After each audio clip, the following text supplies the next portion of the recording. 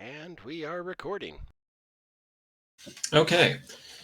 When last we left off, the wolf pack, having investigated Finn's resurrected relative, have learned of the Redfire twins' father being declared a traitor and a conflict erupting in the redwood forest to the north of them. A recent attack on the Imperial Guard and a peacekeeper has caused the Empress to order battalions of soldiers to march into the redwood forest from Hilltown, Korda, and Port Oman.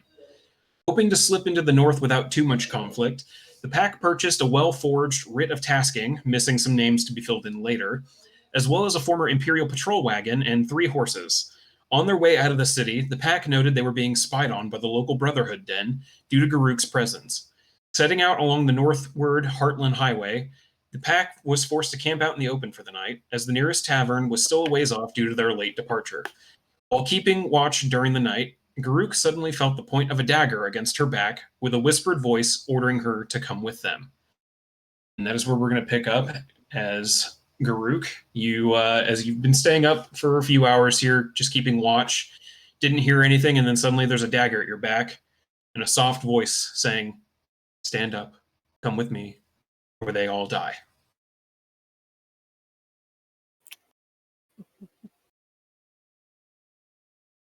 Okay, I will go with you.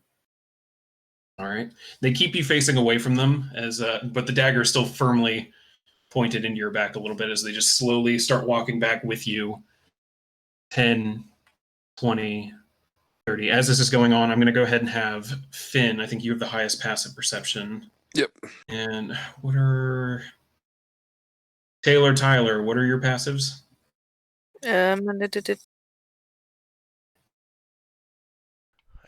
no idea. Let me look real quick. Probably 15. Yeah, 15. 18. Okay. Tyler and Finn, go ahead and roll a perception check at disadvantage.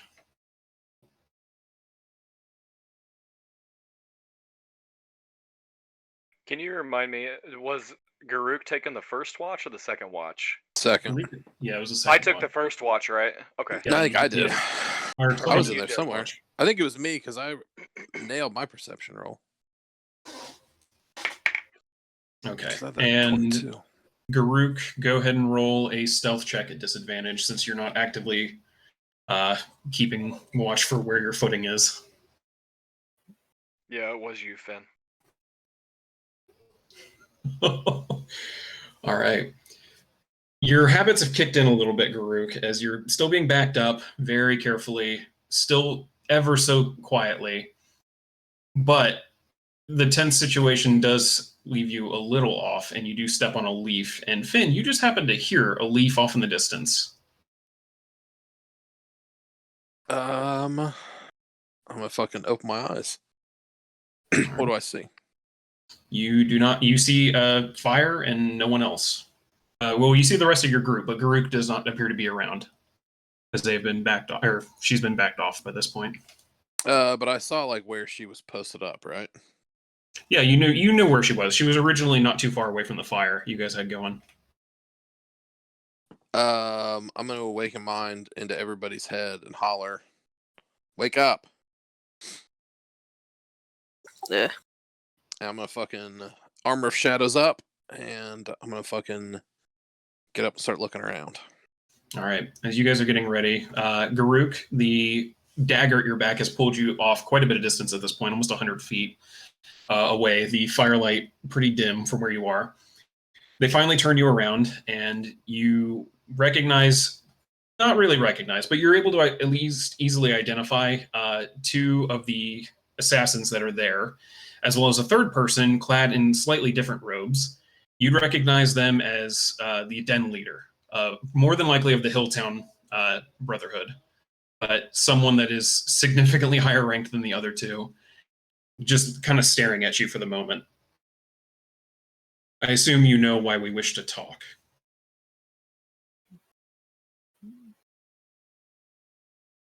Maybe, maybe not.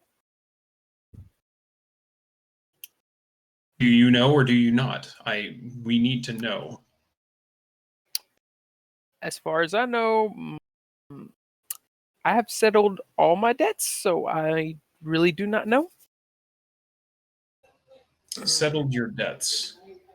So that's what you call not properly checking in frequent or with the Brotherhood whenever you move, taking abnormal work from a known deviant in Corda, facilitating the unnecessary suffering of a target, and then once again leaving without checking in with the Brotherhood.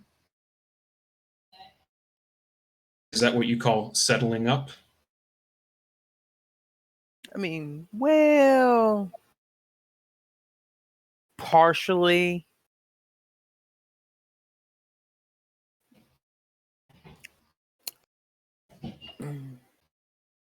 Well, I should have done a better job.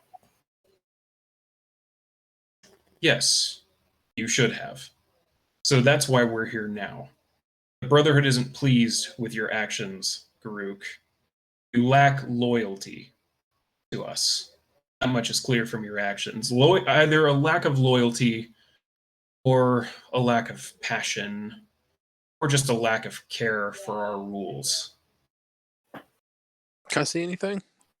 By this point, yeah, as you guys are getting up, you're kind of fanning out a little bit, taking a look.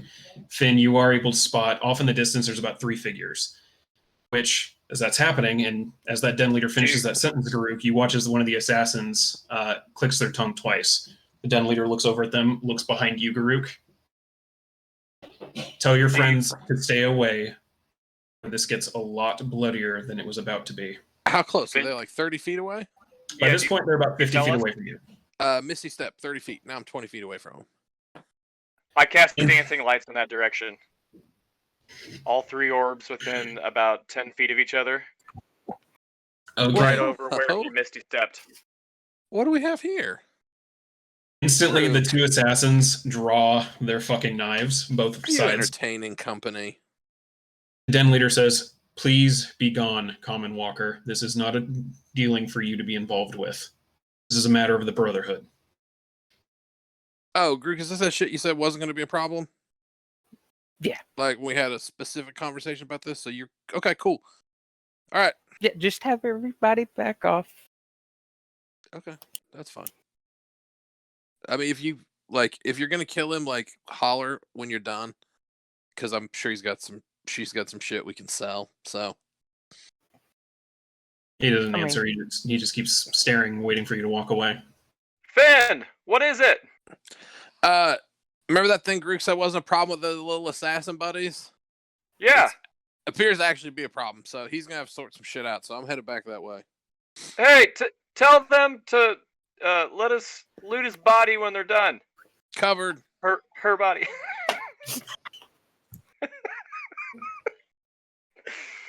Wow. Yep. I'll walk away. All right. For the record, I'm not scared of any of the 3 of you fucking pussies. So I left I'm my just doing dancing this because lights I on don't feel like too. getting involved in it. Go ahead and make an intimidation check. Sure. I don't know how intimidating it's gonna be, but Okay. They're all covered up at this point, so it's kind of hard to see. If did I recognize one of the 2 guys that I talked to? You recognize the general shape of one. Their faces are still Hey. covered, so you don't know who they It's are. my homie But from the roof. one's a little bit bigger than a standard assassin probably would be. So, Hey, you're sneakier in the woods than you were in town. Working on there, buddy. I'll say I'll that as I'm walking activate. away. I'll activate attack mode, and I'll say brouhaha, and light up my sword and slowly walk towards Finn and just about halfway to where he is and stop. You go do you, man. I'm done. Like, I'm not getting in the middle of that shit. What are they doing as he's walking away? Assassin's Guild business. as Finn's walking away, the assassins are still very much on guard. The den leader hasn't moved one bit, but they're just watching to make sure you guys back off to let them handle this. And now they are a little more on guard, seeing the giant hulking attack mode with flaming sword a little closer, but they don't seem to be engaging just yet. I flick my sword and put the flame out and go back over towards the fire. Okay. Taylor, Tyler, you guys doing anything, or are you just watching?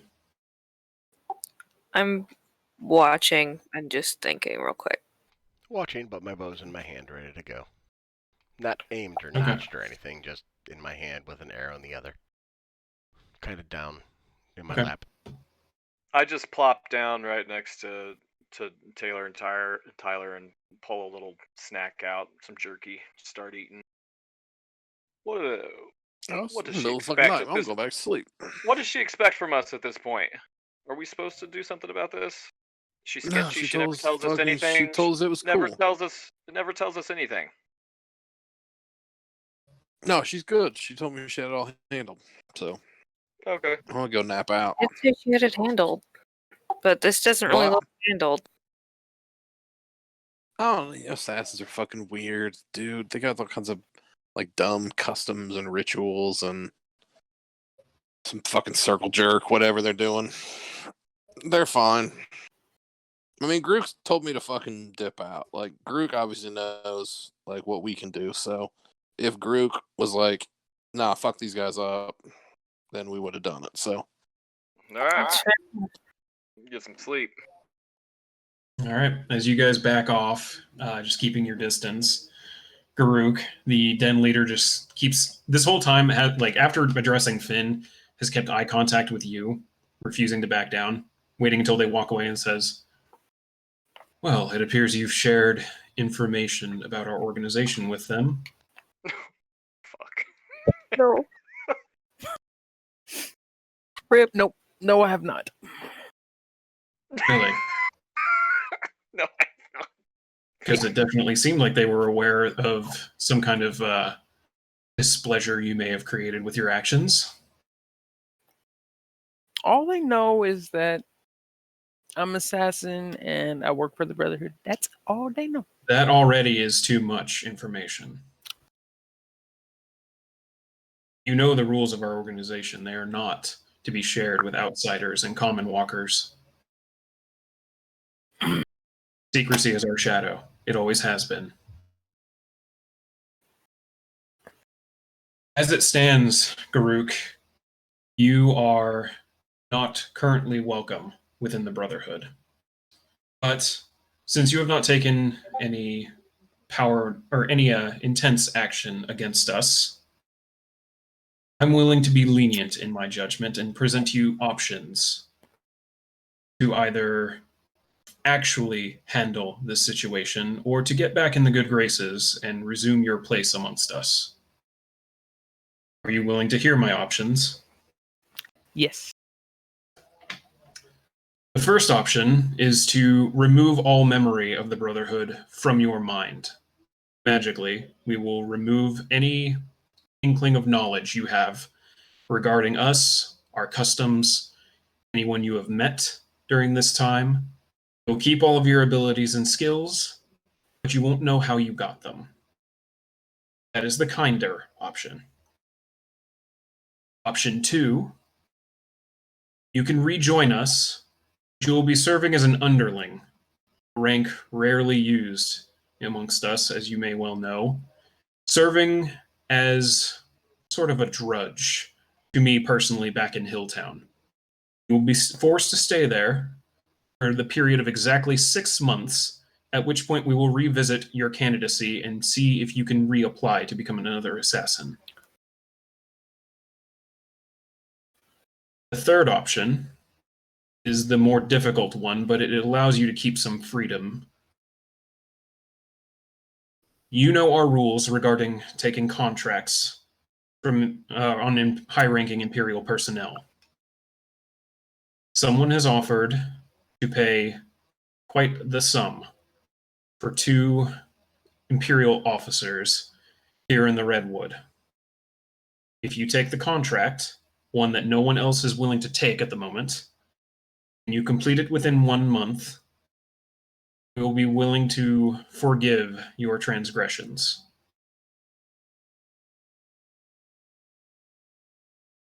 You must decide.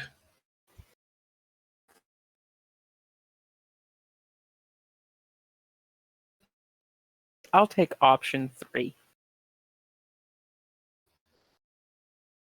He just kind of looks at you. For certain?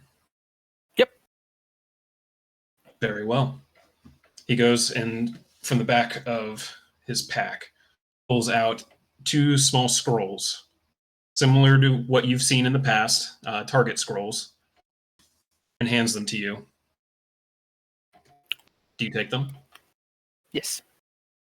As you take them, you suddenly start feeling a burning sensation around your neck a little bit.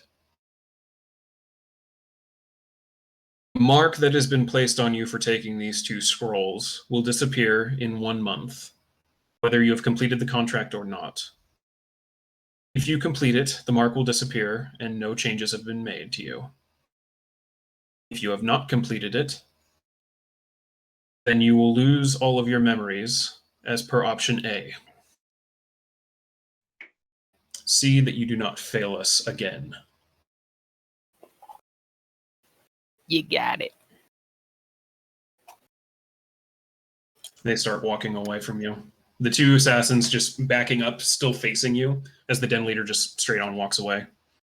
They get about 30 to 45 feet away from you and then suddenly disappear.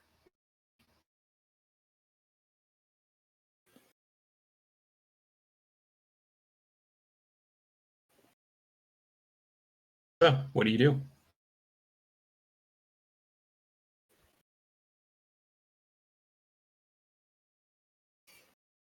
I will just walk back to the campfire and sit down. All right. You guys watched. You were a little too far away to hear quite all of that. You caught a few different words of that. But you watch eventually as Garuk is handed something. The group leaves, and she walks back, holding what appears to be 2 scrolls in her hand.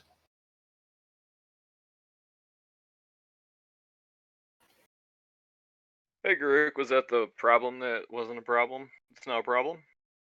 Yeah. We got there. Or are you just going to keep that to yourself, too? Better I do. Yeah, okay.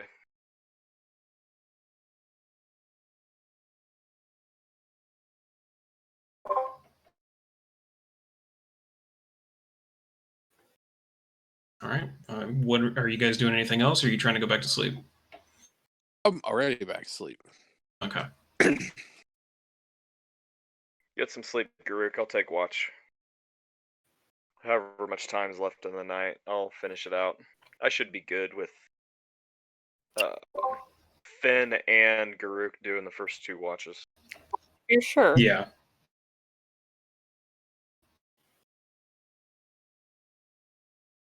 What, Tyler? Oh, I just said if you're sure that. Oh, yeah. That'd be great. No, you're good. I'm not going to be able to get back to sleep after that. It doesn't matter anyway. I got enough. I only need 4 hours of chill time. I'll finish it out.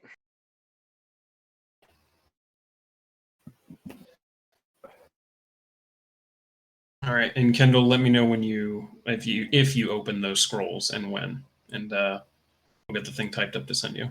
Okay. So, with that, the rest of you go back to sleep with Rix keeping watch. Rix, go ahead and roll a perception check.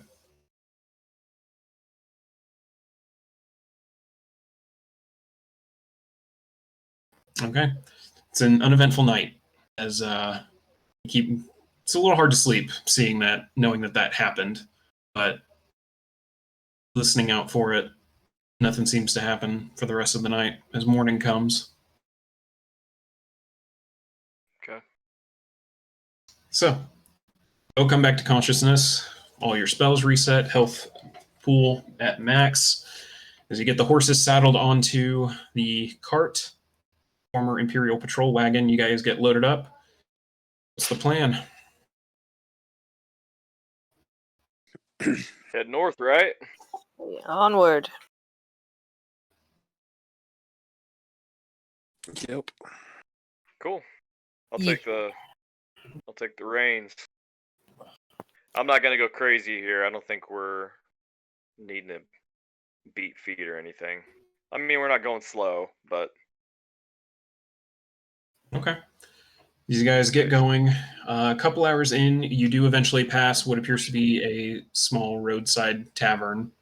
Doesn't even seem to have a name on it, but it was the tavern that Finn had been trying to spot earlier than the day before. So you guys were about 2 to 3 hours away from it.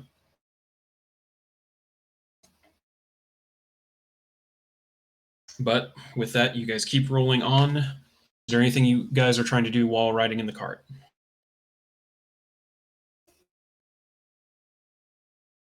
Yeah. Yeah, the book. There you go. Okay, let me see. Yeah, baby. Surely you've got a decent amount of time into that thing. Oh, I yeah. was wondering- Eight to 10 hours do you so have far? written down how much time you have into it? Because I apparently didn't write that. Let me look. I think didn't we have a discussion about that? Like, I thought you Well, had, I thought you were 8 hours in, but that could have been like one I night. think that's right. I'm looking through my notes right now. Hang on. I think I had you make the first check, and I think you succeeded. I think you're right. I think you were getting close. You were a couple hours away from the second check. So.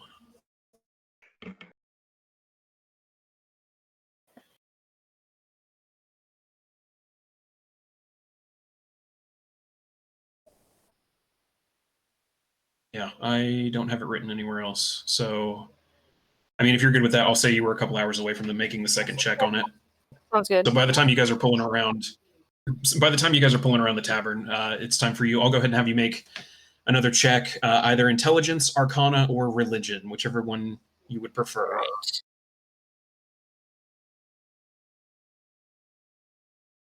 They're all the same.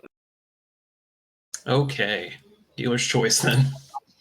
Whoa! Number. Bumpy ride. Yeah. Sorry. The excitement of seeing the tavern kind of distracts you a little bit, and you don't fully get this part deciphered. It'll probably take another 4 hours to get this chunk of the book settled. So I think, let me see, I had it written, it takes 24 hours split over 3 different checks of 8 hours each, so you now have 12 hours still left on it. 12 hours left. Yeah. So yeah, you'll have to do another 4 hours to make, or sorry, not 12 hours. You have, let's see, would have been first 8. No, yeah, 12. That'd be 12. Okay. Math was off. I was splitting it weird.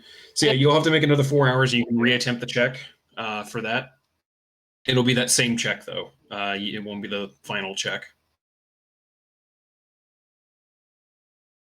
All right. All right. So I'm assuming you want to try again, as you guys keep going on. Yeah. Okay. We'll say as you start working on that, before you make the check, whoever is feeling lucky today, I want you to go ahead and roll a d6.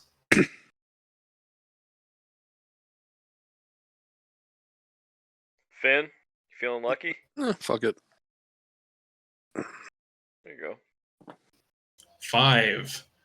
As you guys continue traveling, it is an uneventful day. Nothing happens the entire time you guys are traveling today.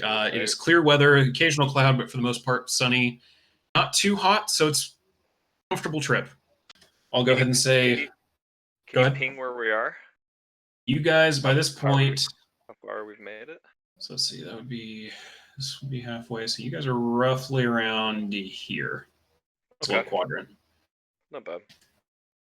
So, as you guys are going, the trip is, uneventful, pretty calm, no real rough roads or anything. So, Tyler, go ahead and make another check. I'll say with this time with advantage because you've gone over this part twice now. All right.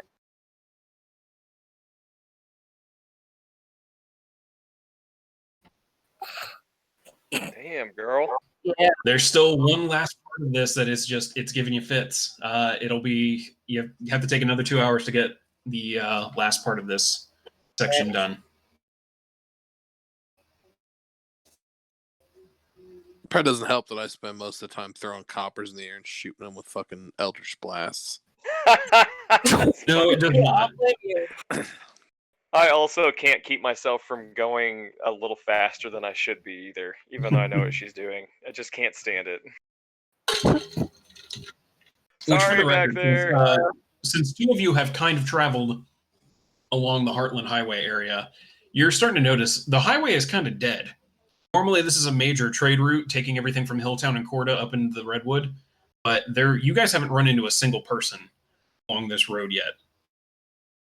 And who's traditionally familiar with that? Taylor and Tyler? Taylor and Tyler would have come down the road from Okay. that general region. So, but I mean, you guys wouldn't even know it by reputation. Like most of the Imperial highways are pretty bustling. The fact that you've gone most of a day without running into a single person, it's a little weird. Probably has something to not do a with the single war. person?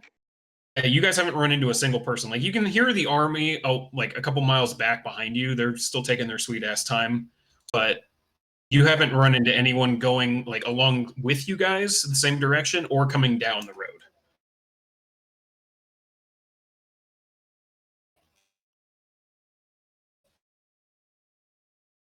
But with that, I'll go ahead and say, Tyler. After that, you take the extra 2 hours.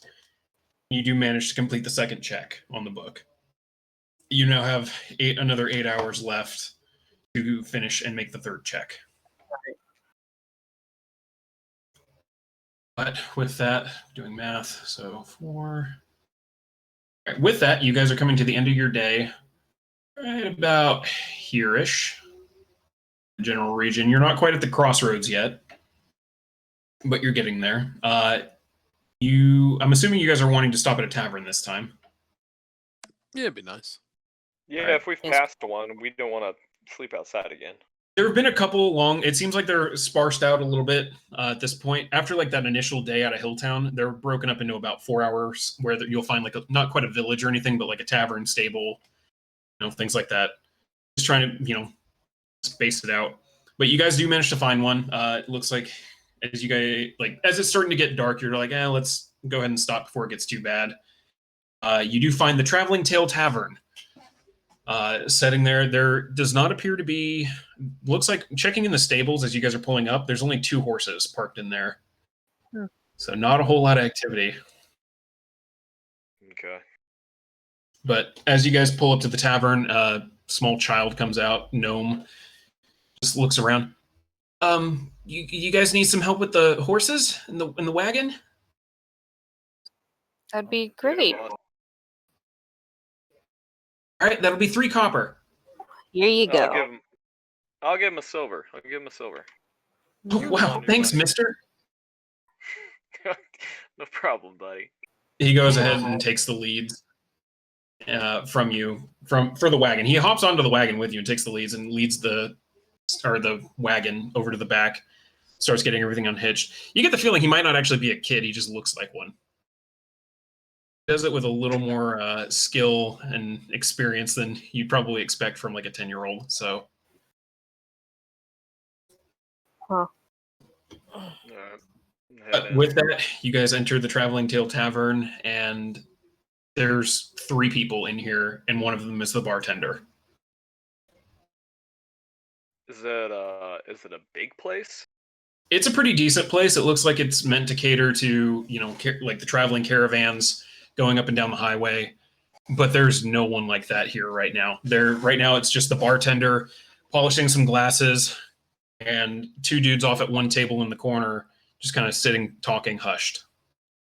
Everyone kind of looks up a little bit. The bartender seems excited because there's a group of people in a dead bar, but the other 2 just kind of go back to their conversation. Bartender hollers out. Go ahead. They didn't pay us any mind, the 2 people that were in there? No, they kind of looked over, saw who entered, and they went back to their conversation. Okay. The bartender hollers over. Welcome to the Traveling Tail Tavern. Have a seat wherever you like. I'll be with you in a second. We'll get you some drinks and food. All right. Sounds good. Yeah. All right. You guys take a seat, and I won't, since this is just standard tavern stuff, we'll go ahead and skip through it. It's 1 silver for a decent meal and however much ale you want to drink for the night, and then 2 silver for a room per person. Alrighty. All right. As you guys are relaxing in the tavern, is there anything you would like to do or talk about? I'm going to keep reading if no one has anything to talk to me about? No, you have at it. I want to talk to Garuk though. Garuk. You want to be part of that though? She'll put the book down for a minute. Hey, Yeah. stop. I don't know why. I just always picture Garuk as being like always fucking like high on meth, just looking around and never stopping. I could be totally wrong, but I wanted to snap at Garuk and be like, "Hey, look at me, Garuk. Hey, I get it. I understand that you're going through some shit here, but you gotta trust us just a little." Because you're giving us basically zero reason to keep you around. One of these days, we're not gonna care where you go. Have you seen that You have little to- fucking pocket psychopath fight? That's why I keep her around. She is a Rude. fucking whirlwind of murder. Is a whirlwind of murder. This is all I'm saying is you gotta give us a reason to care. Did you see what happened last night? You don't tell us anything. So whenever And there's that... reasons. Yeah, no, I'm not getting in that shit. That's why I fucking dipped out. Once you said you were cool, I was good. I mean, you did handle it. I'm just worried that one okay. day you won't handle it. Do Yeah, you like, want if to you be wanna- found hanging by the raptors from your Like, bedroom, dead, bleeding If you want to go everywhere? to war against the Assassin's Guild, count me the fuck out. Yeah, that will never happen. Yeah, I'm not interested in that either. What'd they tell you last night, Garuk? And how did they sneak up on you? That big fucker is not sneaky. You should be fucking embarrassed. There's a good reason for us to, of course, to just sit around and say, "Nah, we don't care," like whatever. But one of these days, it's gonna bite us in the ass. There's got to be a point where you tell us what's going on, just a little, because they could have easily just snuck up on us. We're affiliated, and I don't want to wake up with a knife to my throat. Nah, that won't happen. It'll be my throat. Okay. Okay. I swear to God, Garuk, if you get one of us killed, it's not going to be on anybody else but you. Okay. But that doesn't mean much because I don't think that you have a conscience. What's that? Yeah. Fuck. There's your answer. Okay. Tyler, sorry. Read your book. What are you reading? She's gonna chug her ale and then read.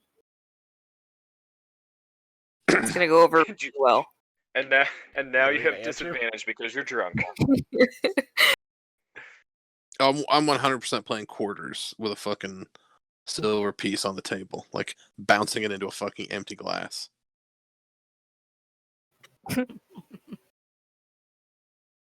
Plink. I'm playing with my watch. My watch isn't loud enough that people can hear it inside of a bar, is it? I mean, it's kind of a dead bar. Nice. You can definitely So- hear it as he's playing quarters. As he's playing quarters, he can hear. Yeah, and you start to notice, like, as he's doing it, he's subconsciously like playing to the sound of the ticking. So every time you hear the tink of a quarter, it's ticking with the clock. It's just ever so synchronized. You're doing good there, Finn. You're getting it, figuring it out. Yep. I just fucking clean house at this game when I was a kid. All the fucking drunk adults would always think they could beat me. How old were you when you were playing? Oh, like 6, 7. Were you drinking? Look, no, that's why I won. Oh, okay. They'd see a kid, they'd think they could beat me. They'd be shithousing. I'd clean them out.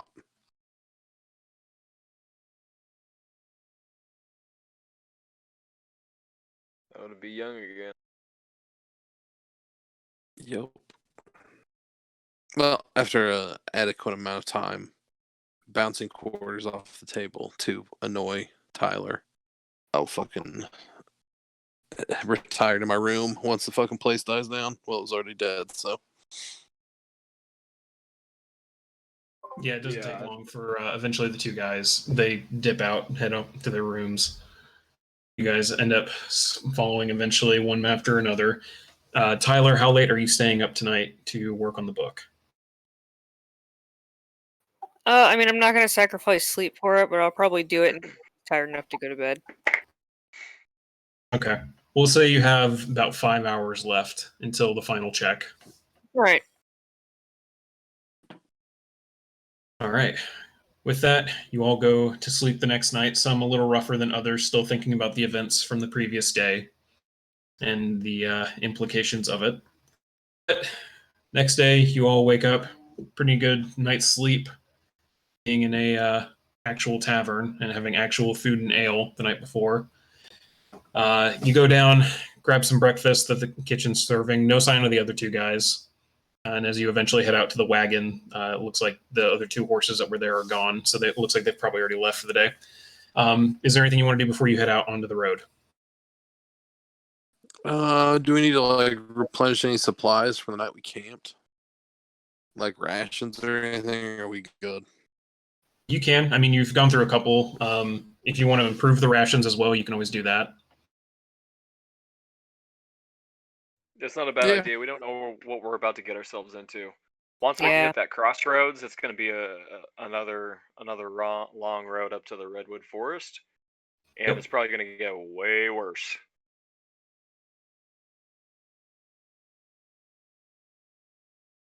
Yeah. All right. We'll say however much you're wanting to spend on them, you can.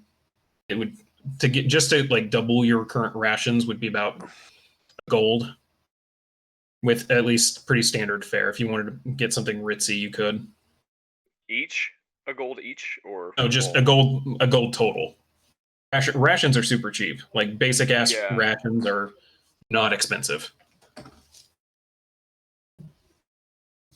Well, it's if you're wanting like higher quality stuff that it starts getting a little pricier.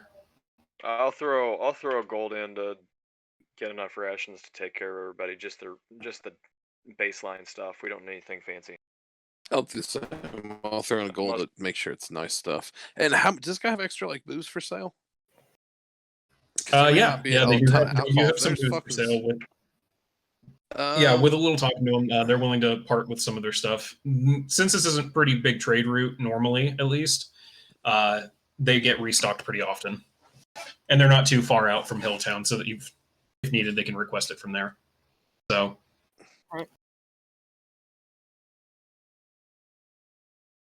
Yeah, by like, I don't know, like a fucking case of whiskey or something.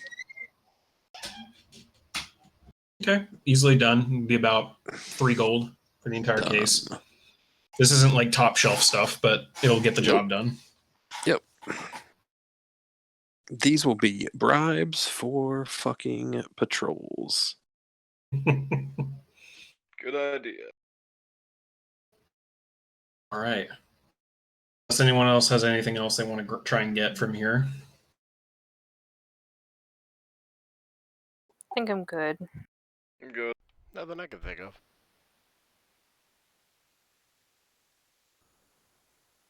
Again, and head out. Whoever's feeling lucky again, I want you to roll another d6. I rolled last time. Somebody else can take it. I'll do it. Better you than me. Better get with your rolls tonight. Yes, that was not an intelligence roll. It's just D6. 4. All right. Ooh, yeah. All right. This is going to be a good one. Couple hours into your journey, right around the time that you are getting ready to make, like, you're getting close to the end of your translation there, Tyler, thinking you are. You guys suddenly hear a very loud splat.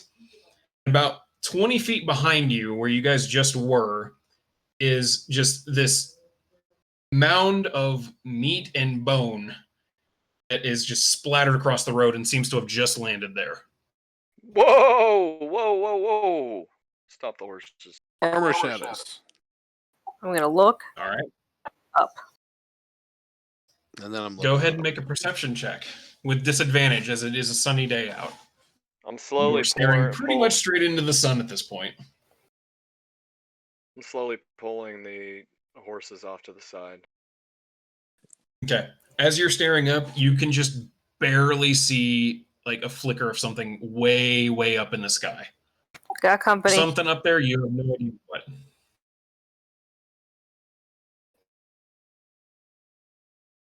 Am I perception with disadvantage too? Yeah. As Yeah, I mean, this is as well. it's pretty much noontime, and you guys are staring at the sun. So Yeah, I think would Devil Sight do anything to my like daytime vision? I mean, it lets me see I don't normally in think- I darkness. think it really just would I just see affects like nighttime. normally no matter what? Be cool if it did though. I'm not even gonna make a check because I'm a drow, and this would be like double disadvantage. Yeah, it would hurt. I have no business looking at the sun. But Taylor, you spend some time staring up there, and you're able to eventually spot exactly where the figure is. It's really high up there. Like at this point, you can barely see it. It does look to be some kind of flying creature. Can't tell from here if it's a bird or something else. But it's way up there, like well out of engagement range, barely in sight. I'd like to go investigate this splattered blob. Okay. As you start getting closer to it, you get within about how close? Oh, I should ask. How close are you getting to it? I'm approaching cautiously, Okay. very slowly. As you cautiously approach, things have to happen as you're getting closer. It appears to just be a pile of meat. So, Yeah. how close are you getting? I would probably, if it's not doing anything, I would get 15 feet, 10 feet, Okay. and I wouldn't get any close. I probably wouldn't get any closer than 10 feet. I feel like I could look at it from 10 feet. Okay. And As once you get about the 15 feet range, you're able to smell definitely what smells like a pile of meat. It's a corpse, very well splattered from a very high distance.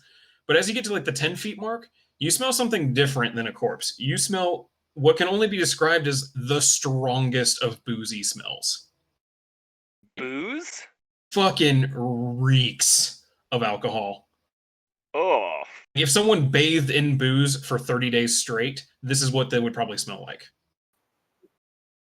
okay. How far is this from the cart? Like how far back? This is is about everybody? 20 feet away, 25 feet away. You guys would have had to stop. So, in a good enough Alright. distance. Okay. I'll make a face, turn around. Hey, somebody come here. Don't get closer than where I'm at. Just come here. I'll come over. Okay. Okay. Do As you you- get about the same distance as fucking Rick smell is that? from it. Yeah, you smell it too. It is strong Oh. booze. What?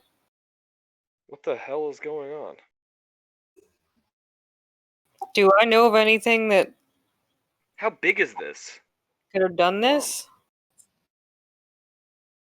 I mean, go ahead and roll a nature check. We'll say for the hell of it. Go ahead and roll a nature check. Taylor's still just kind of keeping an eye on whatever Is it flying above. is it impossible to determine like what this is? Like, is it a humanoid or is it? I'll say, go ahead and roll a medicine check. If you're trying to like, I'm assuming you have like a sword that you can poke like from a distance. If you want to try and flip it over and take a look and shit. Well, I was gonna say, I mean, if I got within 10 feet and it didn't do anything, I would cover my face and get close enough that I could poke it. Okay. Tyler, as you are kind of thinking about it, like if there's some like any kind of correlation, there's no animals that really like give off any kind of smell of booze or anything like that. All you know is people smell like booze when they drink it, especially if they drink a lot of it. So wait, it's just like a drunk person splatted on the highway? Like somebody drunk riding a dragon fell off, right? Or like Yeah. Right. drunk guy Whoa. got a catapult and flung himself into the air? Did you say riding a Yeah. dragon? Well, Tyler said that Uh. she spotted something up in the sky. Well, yeah. I'm assuming they fell off of that. Yeah, got we fucking have to shithoused. assume that. Yeah. Why does it Splat. fucking? I'm walking away. It Yeah, smells bad. Rick says Like you finish looking it over. All you see, you're able to kind of tell what it is. It Yeah. was a dwarf at one point. There's a lot of A beard dwarf? hair. Yeah, it was a Okay. dwarf, but he was fully naked. Oh, it's a nude dwarf, and he smells like booze. I don't get it, guys. You do also find as you flip him over, just to kind of take a look and see what the hell it was, what looks to be a cracked remains of a flagon. Them more than likely shattered on impact between him and the road. You guys, flying dwarves. What's the dwarf going to be flying, riding around on in the sky? Oh, I gotta get away from this. It stinks. Griffins? Anybody want to get close enough to? I don't even know. Does he have pockets to check? Maybe Is some he wizard had a giant absolute eagle pick mess? him up and the eagles dropped him. Maybe. That's true too. What if the Eagles would have dropped Frodo? Who? Wait.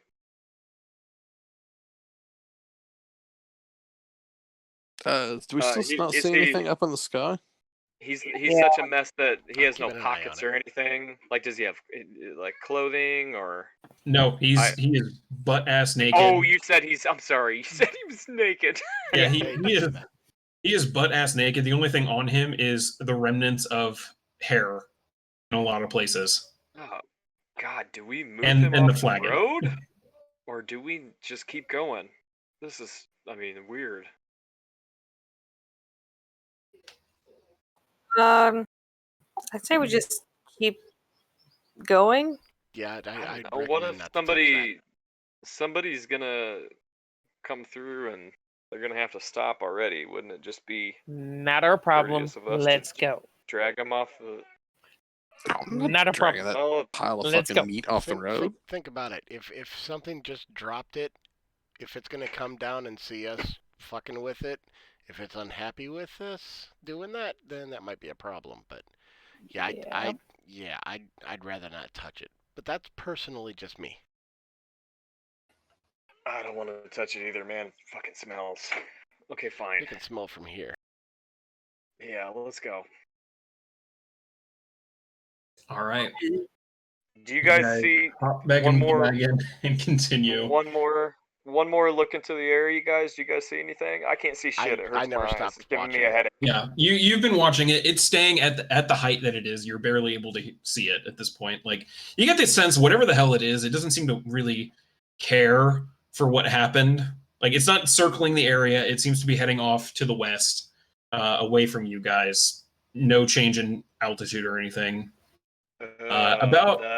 As you guys keep going, like you're keeping an eye on it as you guys start going again along the road. After like an hour, you can barely see it, but you are able to hear the softest cry of an eagle. Okay. Or some kind of large bird at the very least. Alright. But So as it disappears off into as the we're- horizon, so. as we're going. So, does anybody want to talk about what just happened? Like, do we have anybody have an idea? I don't want to be that dwarf. Do you think something carried him up into the sky and dropped him? I mean, that's what Could the have. consensus is, right? Be. How do we not be that?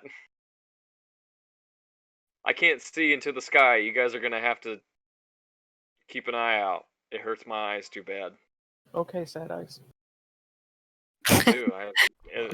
The new sad eyes. When it's daylight out, I have the saddest eyes of anybody. We'll keep going. Yeah! All right.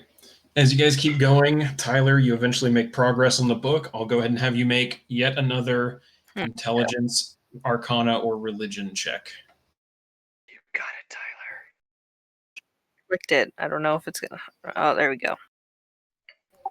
Very mediocre.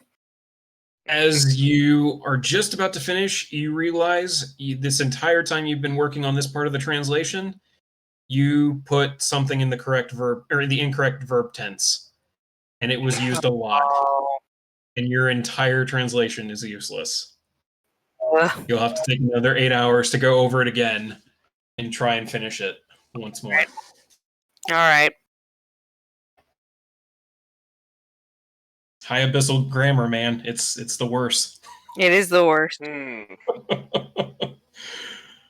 But with that, you guys are able to make your way. As you guys get to the crossroads, for the record, it's super uneventful. Like normally, the twins are the only ones that have come down this way. But the last time you guys came down, there was usually like thriving, like not quite a standard market, like a village or anything cropped up around there, but people with tents and various things to sell. There isn't that right now. In fact, right now it looks to be a temporary army camp. There's still a tavern for normal civilian use there, but there isn't really anything going on like outside of military activity as you guys are getting farther and farther north. How many other wagons or people have we seen on the road from Hilltown to the Fork? To this point, you still have not seen any. The dwarf was the first thing you guys saw in this entire trip, other than the two people you saw at the traveling, which may have been locals. I mean, that were just. I mean, yeah, and you've run into area. You've seen off in the distance like farming areas where you've seen people, but along the road itself, this is normally a bustling trade highway. There is nothing right now. Tyler, we didn't see anybody on the way from this point. Is that completely out of the question? It's really strange. It's definitely odd. Do we do this? Do we keep going? I have to.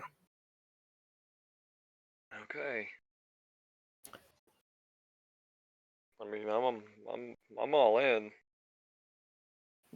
Are you? This not feeling right. Grook. Yeah, Garuk. Just Grook. Just ugh.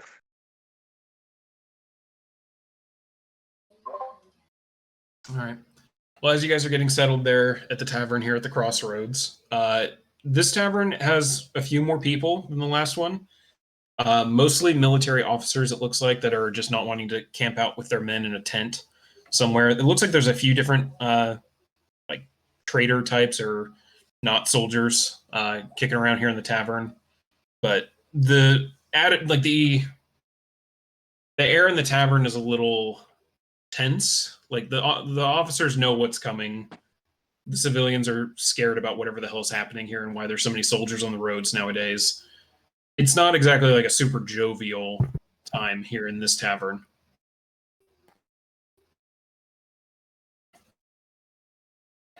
All right. Okay. I'm gonna go up to the bar. Okay. Yeah. Get some food and an ale. I'm gonna order a drink and just kind of get the barkeep's attention and just kind of be like, what's the deal with the empty roads? Oh, you haven't heard. They're redirecting all the traffic from Oakland and down into Hilltown. They're telling everybody to go to Corda instead. The road to Hilltown's been, the road to Oakland from Hilltown has been closed down for Imperial use. It sounds like they're bringing a full legion up there, and they didn't want anything in the way. Oh, fuck. We kind of dodged a bullet there. I mean, you guys are aware of this. Like, you guys have been a few miles ahead of this army going the entire time. So it sounds like they just kind of stopped all traffic heading to Hilltown and said, "Hey, so never mind." we just beat that stop then. Like we were just like the lone people on the road. Yeah, pretty much. Yeah. By the time you guys were on the road, there was no traffic heading from the crossroads to Hilltown. So this entire stretch of road basically turned into a one-way for that army behind you.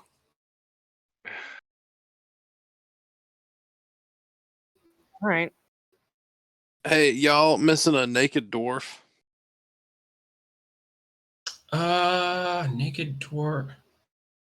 Likes to Red drink? hair, weird rings in his beard? I don't know. It was kind of hard to tell. Does I he made drink an a lot? I made an investigation check on him that wasn't awful. Did I notice that? You notice he had, well, it was kind of hard to tell if he had red hair, obviously, because there was red everywhere. He was disgusting. So, yeah, at the end, go ahead and make it in, because you were kind of keeping your distance a little bit. You were poking it. You weren't exactly, like, combing over the corpse. Go ahead and give me an investigation at disadvantage. Okay. We'll say you kind of trying to take in a few details as you were flipping it over. Oof. You don't remember seeing any rings or anything like that. He was a nasty, bloody blob of mess. I don't know. It's hard to tell. Yeah, but that dwarf have any cause to be like real high up in the air? No. I mean, Harry's normally just a farmer around here, but I don't even think he's really been. He's only been. I just haven't seen him in like a day or two. Is he missing, a but... drinker? Is he a drinker? Oh yeah. He could put a few back. Oh. Yeah. Well, he might You not won't be be seeing putting him in ever more. again. What did something happen to him? What? Well, when we were riding here, a body fell out of the sky and splatted on the road. And from what we could tell, it was a naked dwarf that smelled heavily of booze. It was worse than heavily. It was Oh my god. very bad. Very bad. Yeah, it was pretty gross. I need to go. I need to go tell his wife real quick, and she heads off out of the bar. Well, dude, we're not positive it's him. Yikes! I guess I hope it was him. Otherwise, that dude's wife's gonna be real upset for nothing. Hey, I told her that I didn't know for sure. Yeah. Is there anybody else working the bar? Yeah, there's another guy who's kind of... he's been tending more to the officers as this has been going on, but he is there to kind of cover. He's a little like, what the hell happened there as she ran off, but... Oh, hey, guys. Our story sounds real fucking weird. If you think about it. Yeah, no, it is weird. A dwarf fell from the sky? Yeah. A dwarf fell from the sky. Yep. Yeah. Okay. I was there. It was weird. You saw a shadow in the sky. It sounds suspicious. Like what? Like we fucking murdered somebody and then made up a story about him falling out of the sky and landing in the middle of the road?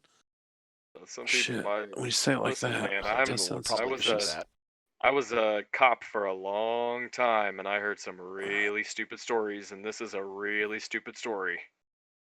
Yes, but it actually happened. And I've heard that too. And I've found out after the fact that it never did. In this case, it did. We look really suspicious. Nah. Well, then we have two options. One, stop telling the story, or stop talking about it altogether and just go about our day.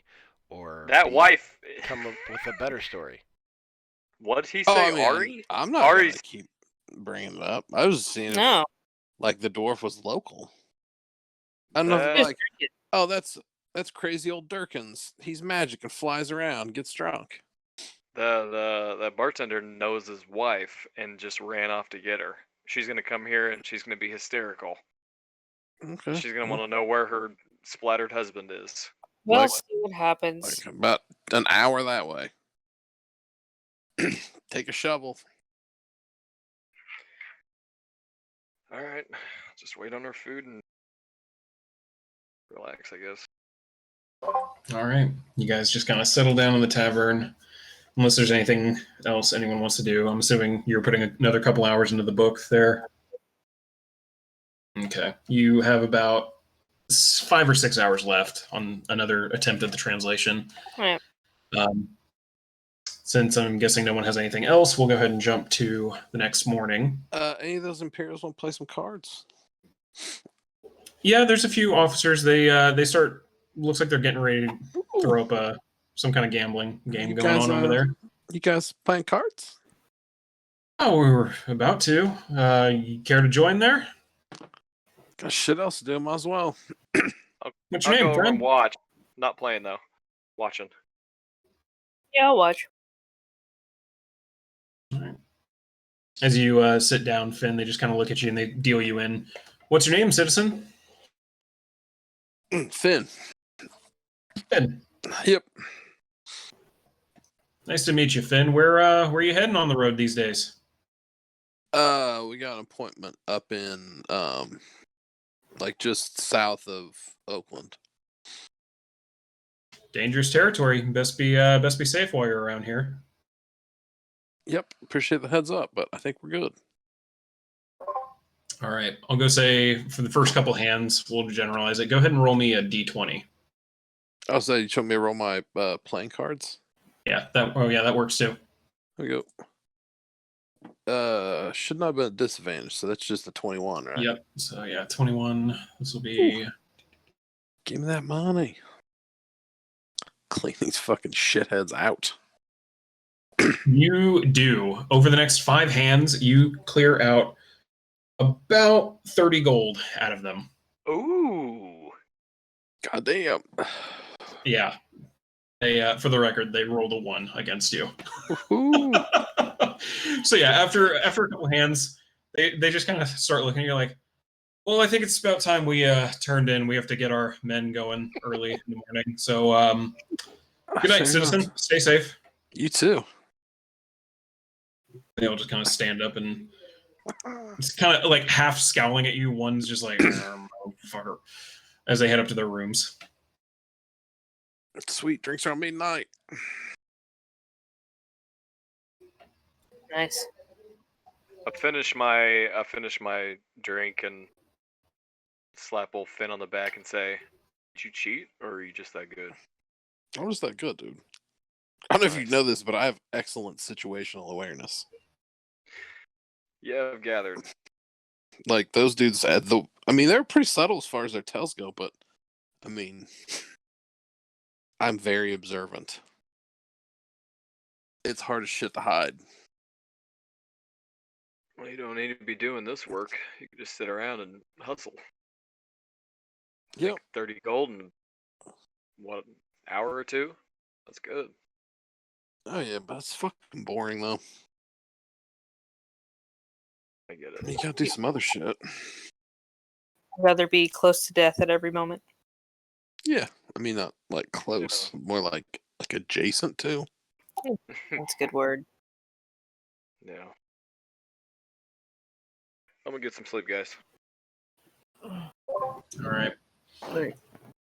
Next morning comes, you guys get everything saddled. And as you do, you notice there's a little more traffic coming around this time. It looks like the bartender was right. There's currently a merchant caravan heading down from Oakland, now heading towards Corda following the crossroad. That road behind you guys is still apparently closed to civilian traffic at the very least. But The you road guys to get Corda saddled is- up. Unless anyone has anything else to do, we'll go ahead and get the day going again. Yep. Good. All right. Whoever's feeling lucky this time, go ahead and roll another d6. I'll roll it this time. There you go. I There we did not go, want yeah. you to. I did not everybody want take you a to. shot at it. You sure? Because there it is. Oh, That's a D8. Hold on. 3. that is not a 6. Yeah, I clicked the Damn wrong it. one. Well, Damn even it. better. Oh God, that's why. You're welcome. Oh my god. Maybe it's just like 6 events, not necessarily in descending Yeah. numerical order. I mean, number You're right. 5, a dwarf fell from the sky. I thought that was 4. That was 4. 5 Maybe was it nothing was 4. happened. 5 was nothing. Yeah, 'Cause happened. we've been- 5 we've was nothing been happened. I have counting. very set things for each of these. Yeah. 1 second. Okay. You're welcome. So guys. yeah, as you guys get going, and for the most part, The day seems pretty uneventful. You guys do pass a number of like individual merchant caravans and things like that. A few wandering patrols of Imperial soldiers. About midday, it kind of dies off. You don't see any traffic for about an hour. Around that time, Tyler, you try to finish another attempt at the translation. Go ahead and make another check.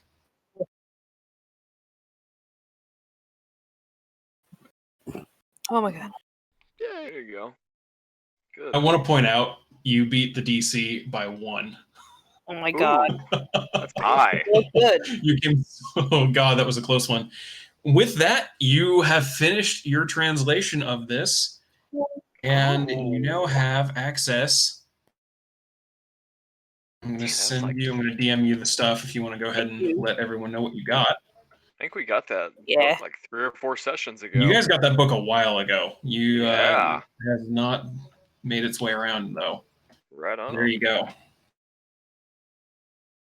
Oh my god, I'm So gonna you need know to an read over idea this. of what- Yeah, you now have an idea of what this book can do and its full powers. All right. So there you go.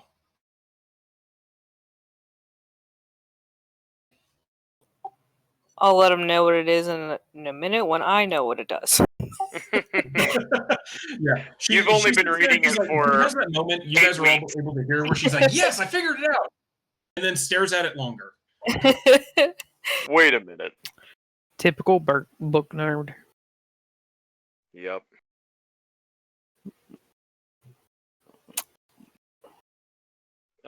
Corey, can you ping how far we've made it so far from the Yeah. One crossroad? second. Getting something. Do. Ow.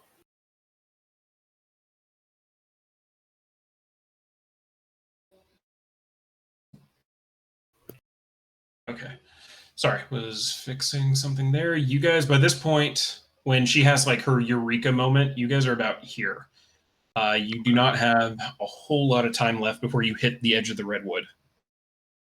Probably like better part of a day, you'll be in the redwood, and then it'll be a day through the redwood into Oakland. Okay. Potentially.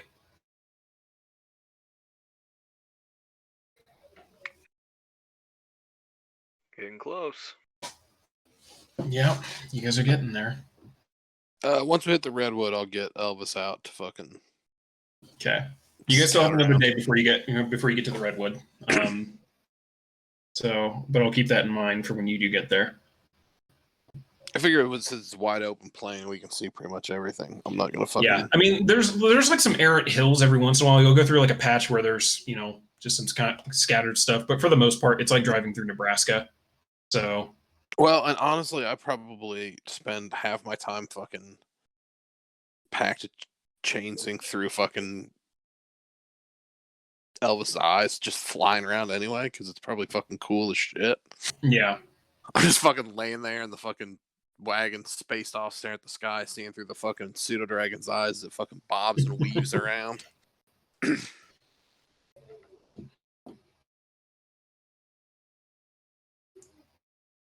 All right. There is something that comes up with that dice roll. I'm holding off to see if Taylor has finished her reading. Yeah. Through the, I had to read it out loud because I was like, oh my god. All right. So, hey, guys. Yep. This book, it's basically we can look into past and present events or teleport with this book, but it can only be used in, like, it has 5 charges. So total or daily? Total. And teleporting takes 4. Ooh. So okay. I'll go ahead and read it off. This is the Good Night book. This book is enchanted with a dark and powerful magic, predating the creation war that saw Nolarn unseat and destroy Eldath the Elder God. The book has 5 charges. If all charges are used, the book disintegrates into a pile of black and silver ash that glows faintly with faint moonlight before dissipating. Once used, a charge can be regained by casting a 3rd level or higher into the book. For every 2 spell levels higher than 3rd, the book will gain an additional charge. So you get 2 charges for a 5th to 6th, 3 for a 7 through 8. Charges can also be regained by rolling a d20 after every long rest. On a 16 or higher, it regains a charge. A spellcaster can expend charges to use the book to see through events that have happened or are happening currently. The spellcaster must write a single question into the book. This question does not have to be a yes or no question. After 24 to 96 hours on the next rising of the moon, the book will glow, its pages filled with the answer to the question. 4 charges can also be expended at midnight to teleport up to 6 creatures from their current location to one that has been written in the book.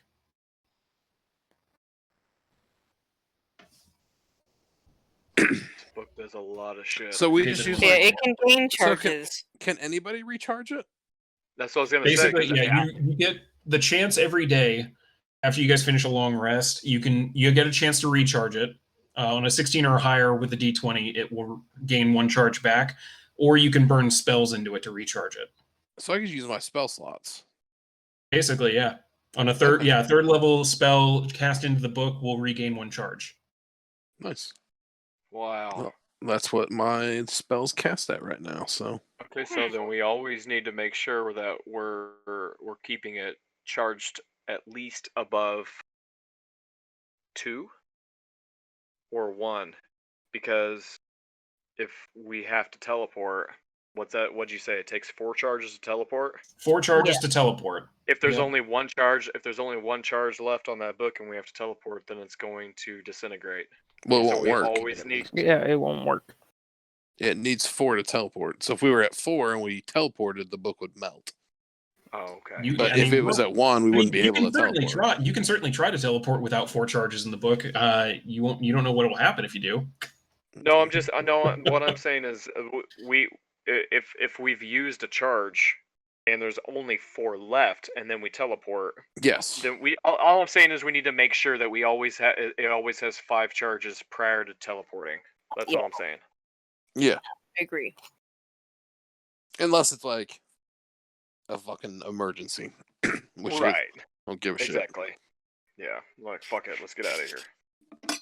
Right. And for the Yeah. record, it's something that I don't think I ever clearly mentioned in the description of the book when you guys first got it. The cover of the book, Tyler, as you've spent quite enough time with this, there's 10 little like slots almost, like dimples in the hard leather where there is.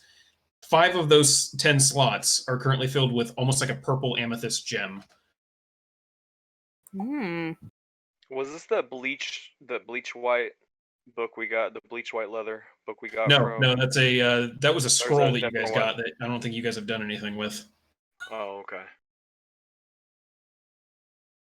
Well, damn. Good job, Tyler. Thanks. Should I keep it with me or? Fuck yeah, you're the only one that can read it. All right. I Fair don't enough. know. Now, I probably should have mentioned, now that the book has been deciphered, it doesn't need, like, the questions in it don't need to be written in Abyssal. Anybody can use it, so long as they understand how it works. Okay. Yeah, it's, oh, no, I did. Able to be read in whatever language the reader is most fluent in. Okay, there's a lot of moving parts to this book. Is there any chance you could tag it to Discord? Just... I did. Yeah. I put it in the Discord. Oh, you did already? Okay, cool. Yeah. Just in case. Yeah, just in case. Oh, cool. Right on.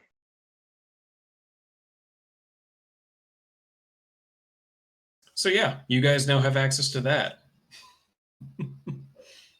Does it specify the teleport? Like, can we teleport anywhere we want?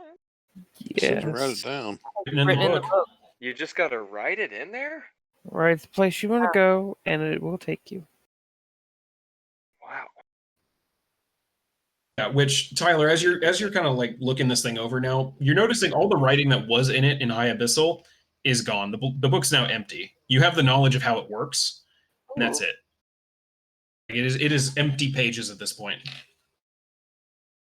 Yeah, I'll spend time explaining it to them. Okay.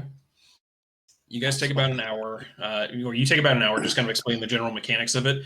As you guys are doing that, as you keep going along the road for a little bit, Finn, you notice it first because you're still kind of popping in and out of Elvis's vision a little bit. Mm-hmm. Yeah, let me, where the hell is the pin button? Just go to the ready. There we go. Yeah, there you go. Yep. Does found it. the so you can see through events that have happened or are happening? Or does that like follow regular like scrying rules? You don't know. You'll have to test it. Oh, fuck. Okay. Oof. Okay.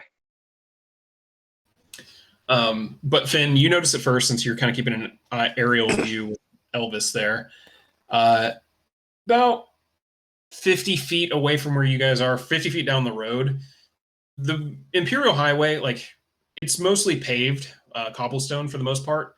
And here in one of these dead stretches, you're seeing as trees are starting to become a little more prevalent instead of the flat air, like earth.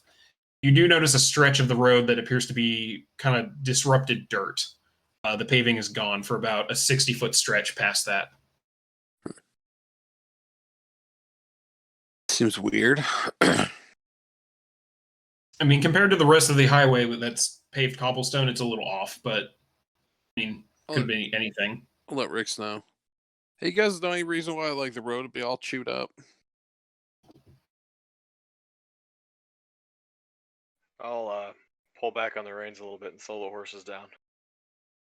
I'll have Elvis take a closer swing by it. Okay. Yeah, it's I'm coming to a complete stop. Complete stop right now. Okay. Yeah, it's like a 60-foot stretch of road. You guys are about 30, 45 feet away from it at this point, having stopped. It's like a 60-foot stretch of road. There's some trees and rocks to the sides of it. The road itself, it just kind of abruptly cuts where the paving was and turns into well-trodden dirt.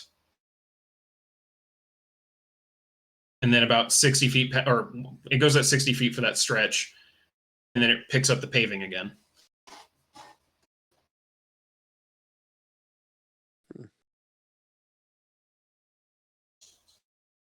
Okay.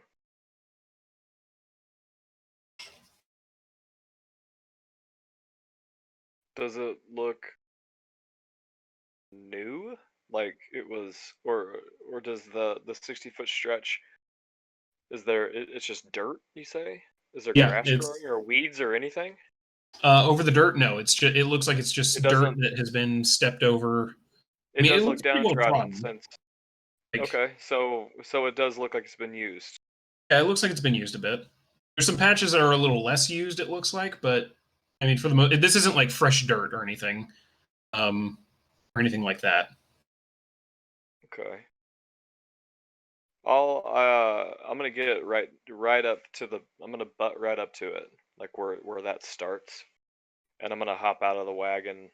I'm gonna pet the horses and give them a couple sugar cubes. Then I'm gonna walk up to the edge where that 60 foot of dirt starts. Okay. I'm gonna take a step onto the dirt. Okay. Your foot steps onto the dirt, squishes a little. That's about it. Squishes? Yeah, I mean, like dirt. Like, it's softer than cobblestone, so. Yeah, okay. I'll take another step. 2, 3, 4, 5, 6, 7, 8, 9, 10. Nothing. Okay. And you get a little ways in there, and it seems to be fine. Okay. I'll hop back on. Okay. As you are coming back, a second, where the hell is? Yeah, that one's you.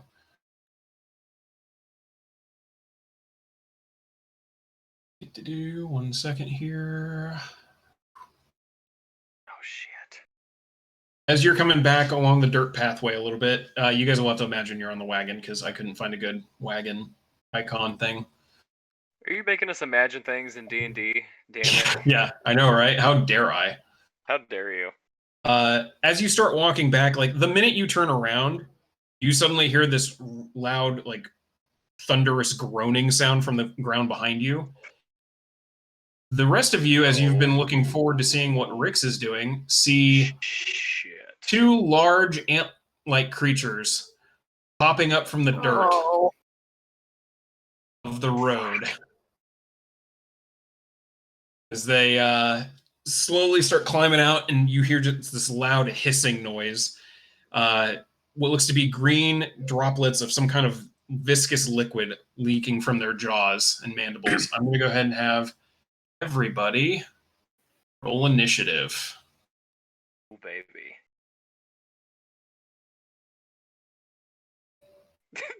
I can't find it because it's been so long since we've. Here we go. Yeah, you guys never get into fights. So No. Nope.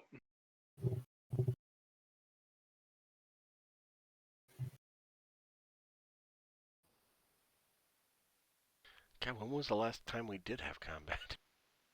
I think it was in the moon. it's moon been a thing. long ass time. I think it honestly might have been when you guys had to fight the light blades. I think that was it. Yeah, I'm pretty sure that was it. When what? You guys fought the Fucking light blades. No, it wasn't. We had combat whenever we went into the ghost building where Garuk had us. Oh yeah, doing you guys those had puzzles and shit. Yeah, I mean, It wasn't like full blown. Yeah. Yeah, it wasn't like full blown combat, but I Well, mean, I we sort still. of fought Anatoly. He just ran away. Yeah, kind of. Okay, let's get everything reorganized here. Rix, Garuk, which one of you has the higher dex? Better be him. I still have a 4. I have an 18 dex. 22. Okay, so Garuk's going first. So yeah, all right, Garuk, it is your turn. You're still. I'm assuming everyone was either on the wagon or like next to it when it stopped.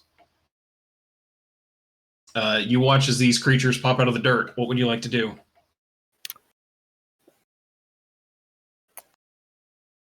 I'm just going to move right next to Rix to get a better view. Okay. And then I'm just going to sit there and wait. And at least pull out my bow. Okay, you pull out your bow. It's ready to go. Yep. And I'm just going to wait. Okay. Rix, you're up. You're gonna kill me when I ask this question because I can't find the answer. Do I have to use an action to activate, or is it a bonus action? Because I'd like to go into defense mode. I still have all of my fun items pulled I up. think It is. I think it's in my Discord messages. Oh shit! Hey, shit, way too loud. Yep, it is an action to switch.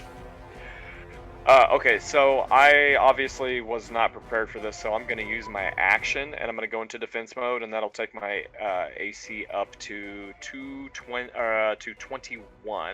And with my bonus action, I'll scream brouhaha and activate my flame tongue.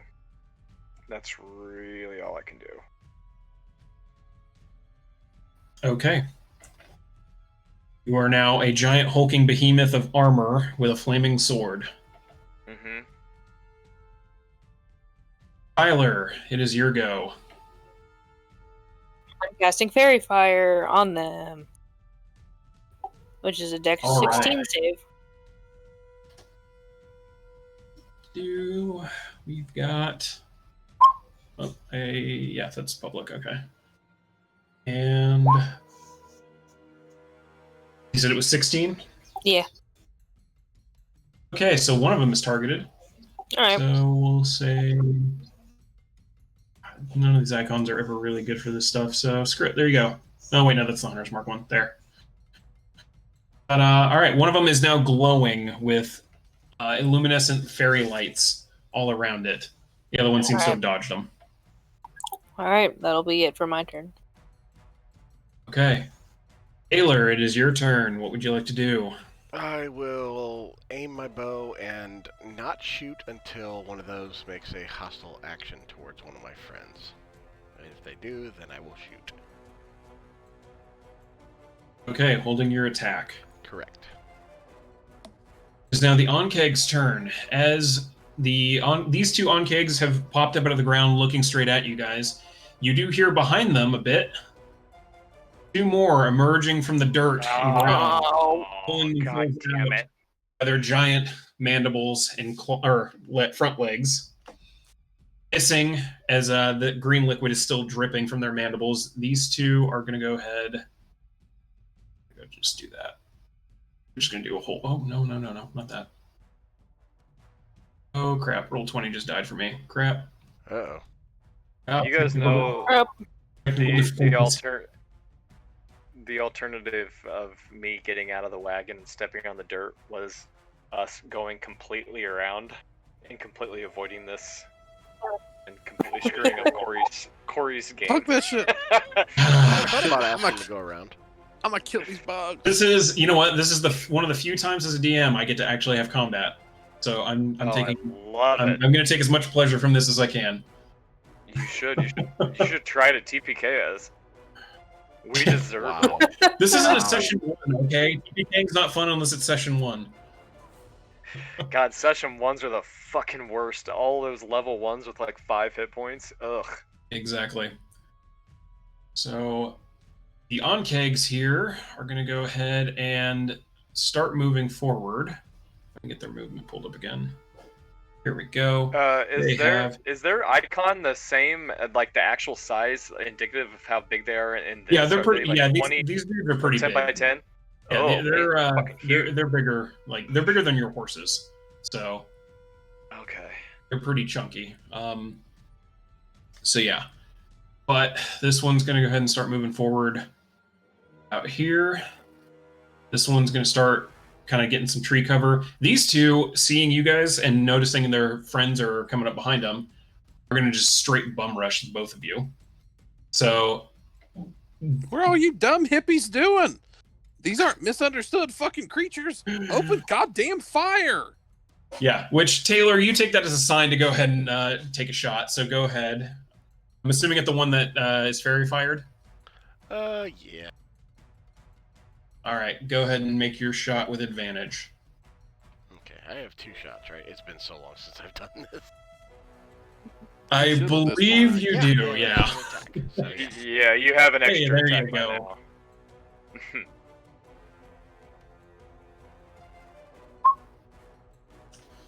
15 on that. That is a hit. Go ahead and roll damage. 6 points of piercing as the arrow sinks into its armor, penetrating just through it. It doesn't seem to have stopped or slowed it down too much yet, though. They both line up. Okay. Both of them. Well, no. Yeah, no, that's going to work. Okay, both of them are going to go ahead and they pull back, and you watch as some of the like green spittle, like viscous liquid from their mandibles is pulling back, like it starts foaming at their mouth, and they spray it forward in a 30-foot line. Wait. Before you go further, we need to clarify something. With my defense mode, once per short rest, I can use it to create a wall to protect anyone within a 15-foot area of me, and it gives them a +5 AC. Can I give Garuk that +5 after the attack, or do I need to wait to see, or do I need to do it now before it happens? You would need to do it as the attack is happening. However, one, this is not a attack. Like they're not rolling to attack, It's so a they don't get save. the AC buff. Okay. I will say she'll get advantage on the dex save, but this is a lot of acid that's getting sprayed at you. Like this is someone turning on a fire hose. I'm not saying I'm using it quite yet. I was just wanting to clarify prior, like how we need to work with it. Okay. Yeah, it would be like when you're aware that an attack is happening. Okay. You know what? I'll say that you can, like I can declare the roll. Like we'll treat it like the shield spell. How about that? That makes more sense. Okay. So yeah, like you can know that the attack is like what the attack roll is, and make the decision from that if that +5 is going to save them or not. Okay. Awesome. Okay. Perfect. Which It doesn't apply here. Yeah, it doesn't apply to this situation. We're just gonna have to save. So we got one It's going to make it all, or to every one of you. And that one's going to be just a straightforward, straight at you, Rix. Ugh. So I need everybody. Everybody's going to go ahead and make a dexterity save, including Kisa. Oh no. Actually, it's a line. Tyler, you're safe from it. You're just out of the way. Oh, okay. I was like, oh no. Yeah, so never mind. Yeah, it's a 5 foot. Like it's basically just a straight up fire hose. Like you're just out of the way of it. All right, cool. So that was a dex save? Yep, dexterity save. I don't see Kisa's dex save.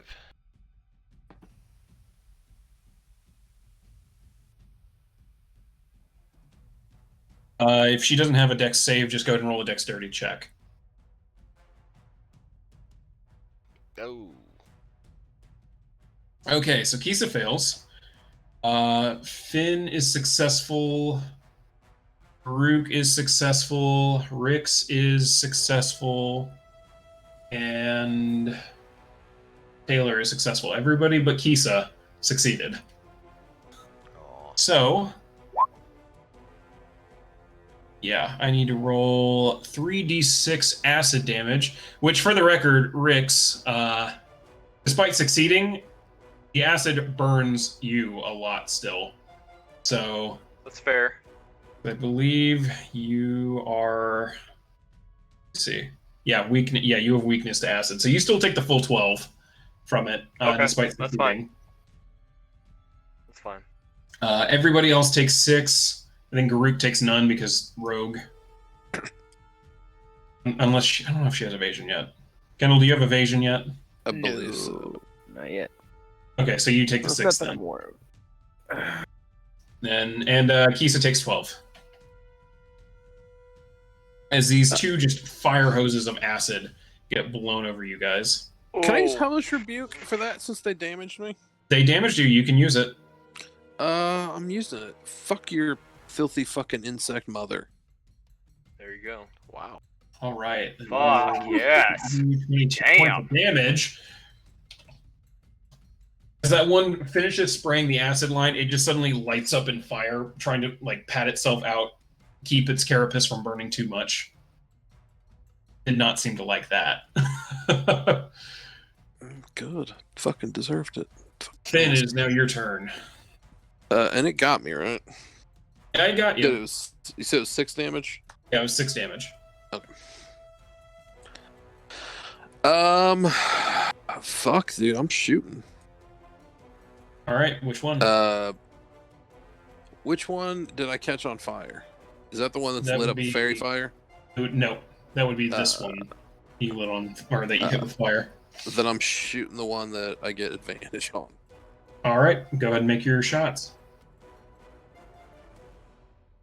Both hit. Go ahead and roll damage. Ooh, get the fuck out.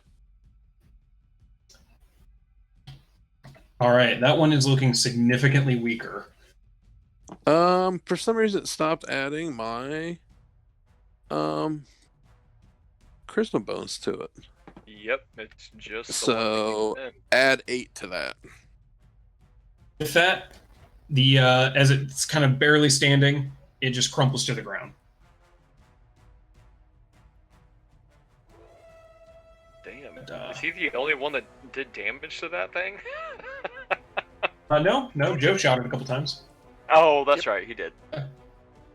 And there were a couple arrows and now some blast wounds in it. All right, any movement?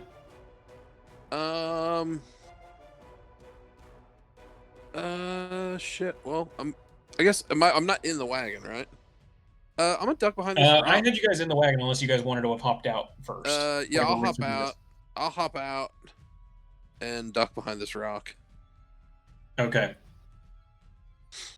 I'm assuming I'd have enough for that, right? I didn't measure Yeah. it, but Yeah, you'd have enough. okay. Yeah, I figure climbing out of the back of the wagon, then 10 feet. Yeah. No, you're fine.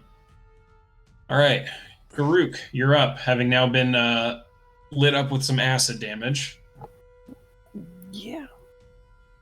I'm actually going to run up the tree. Okay, as you go to do that, it's going to get an attack of opportunity on you Yeah. as you run away from it. Too late, Garuk. Assuming a 20 hits. Yes. So it is 11 points of damage, and you are not a huge creature, so you are now grappled, which means you do not get up the tree. In fact, you are still sitting there, currently grappled by its front mandibles as it's trying to eat you. Oh, lovely. Yep. So you tried to get away, and immediately are just like, nope, into the mouth. So you're being held like an ant pincer right now. Okay.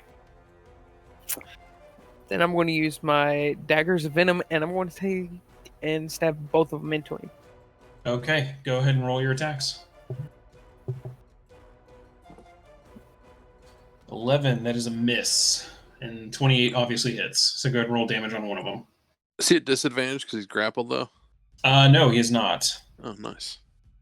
And no, grappled creatures, I mean, they can perfectly attack fine. It's just running away is not easy. There you go. Okay, that is 24 points of damage. As it's holding on to you, you stab the dagger. You try to stab one of the daggers into it and just skitters off the armor. You take your second stab and manage to just chunk it right into where the head is.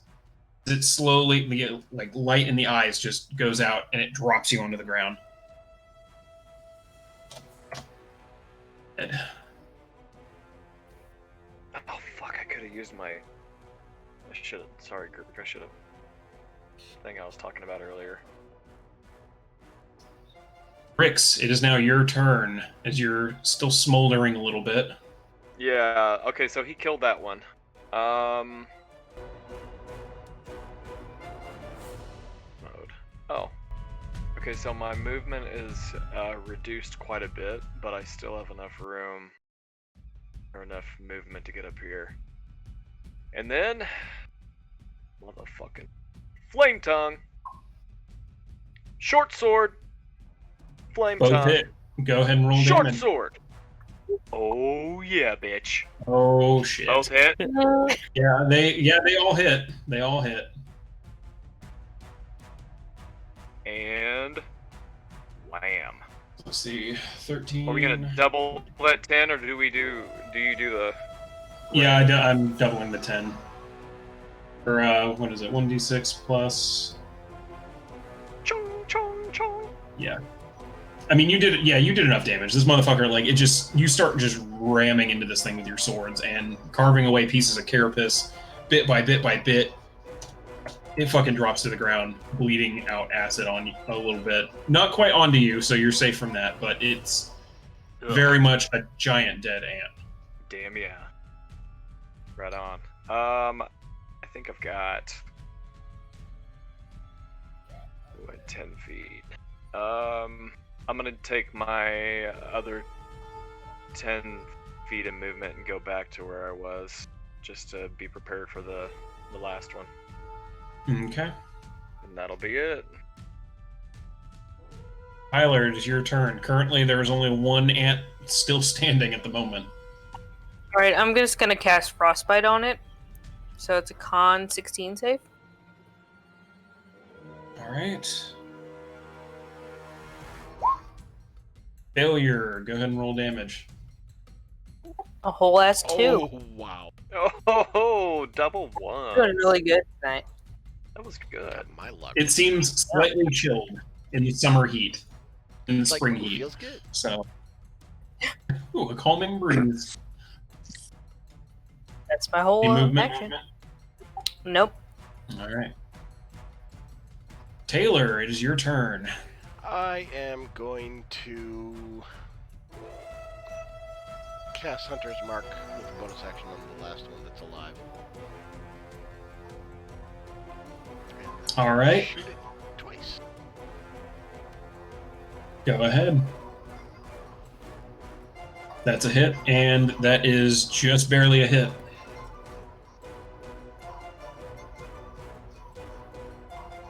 Let's see, that's 13, and then 2d6 as well. Go. 21 points of damage.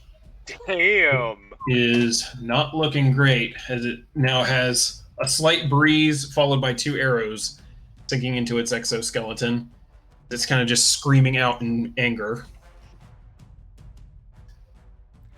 I need you guys to go ahead and roll a perception. Okay, yeah, and Kisa moves. Okay. I'm gonna move to my left a little. I need you guys to go ahead and roll a perception check. Everybody? Yep. God damn Is it daylight right now? It is daylight right now. Good disadvantage.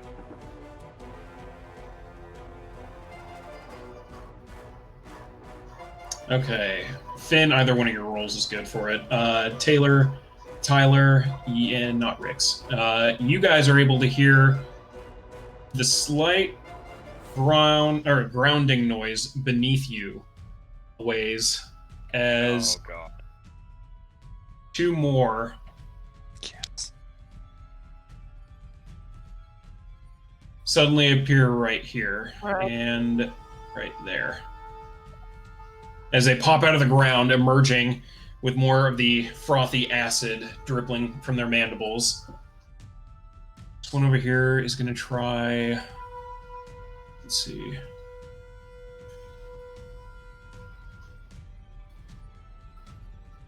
It's going to pop up, look over to its left, and it's going to try and hit Rix and Garuk. So both of you go ahead and make a dex save. And then you are not in its line of sight. But also, the giant hulking armor figure would take its attention anyway. So, yeah, okay.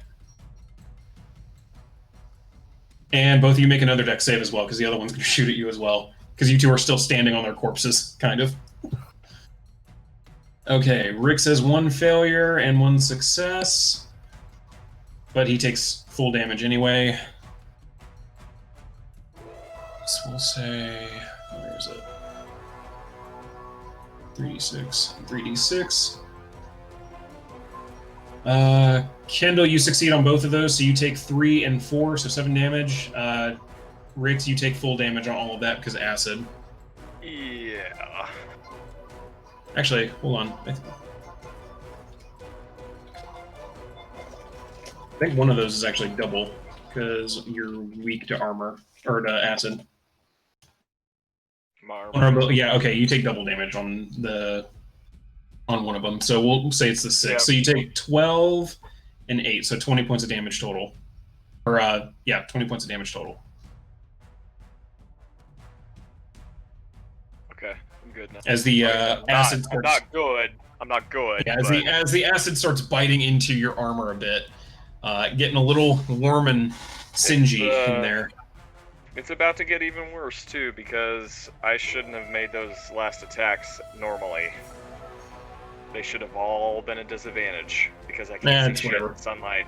But moving forward, it's gonna be real bad. You have a helm, right? You bought that. I do, and if you it covers your face. Give me permission. Okay. I'll say it covers your face. It's dope. All right. You've seen like Warhammer 40k Space Marines, right? That is the fair DM right there. Yes, thank you. You've seen a Warhammer 40k Space Marine. Like that's kind of what you are right now. So. Okay. All right. Awesome. Yeah. Right, I'll say it gives you enough. All right. Good. At least while defense form is active. Right. Yeah. All right. Cool. Finn, you're up as one of these things has just popped up on the other side of the rock that you're hiding behind. Is it like close to me? I mean, it's within 10 feet. Like you can hear it and kind of smell the acid. Okay. Then if you were to shoot it, you would not have disadvantage if that's what you're asking for. Nope. I'm going to do something fucking different. Maybe.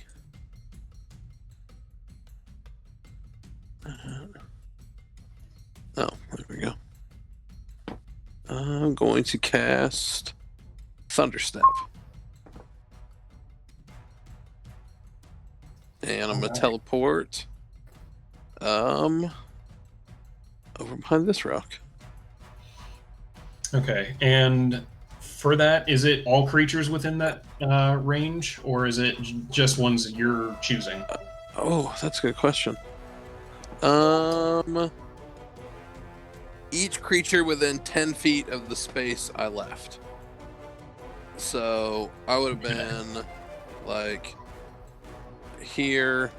So yeah, Yeah, Guruk and I they're are 15 fine. feet away. Yeah. Yep. But Kisa is not. Kisa is bad news. Oh shit! I realized Keys was standing behind me. Yeah. So, Whoops. Taylor, I need you to go ahead and make a Constitution save for Kisa. It's alright, you can't control Oh, dogs. shit. You don't know where they're going. First one. Okay. So 16, so half damage. So 12 points of damage to this guy.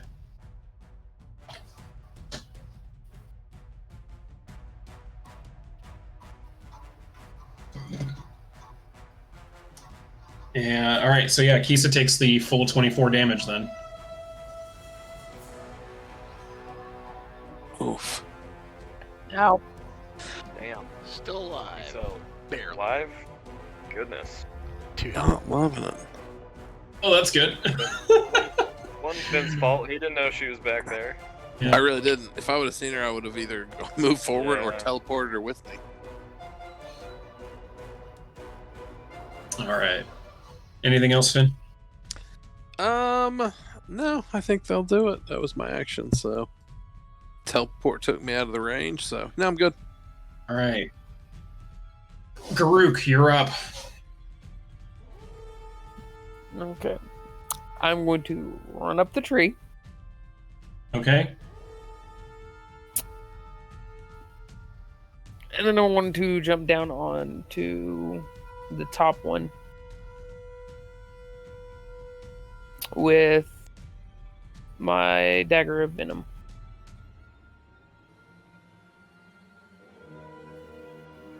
You're jumping on top of the thing? Yes.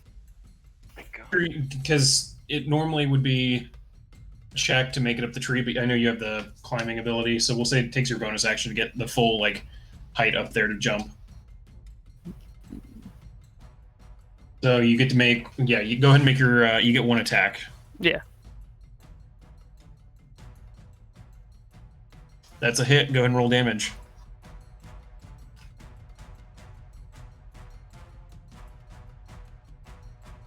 All right, 16 points of poison damage is just enough as you jump down and slam the dagger into the head. Carapace cracks open, splatters onto the ground. Takes a little maneuvering to get away from the acid to make sure you don't burn yourself, but it is dead.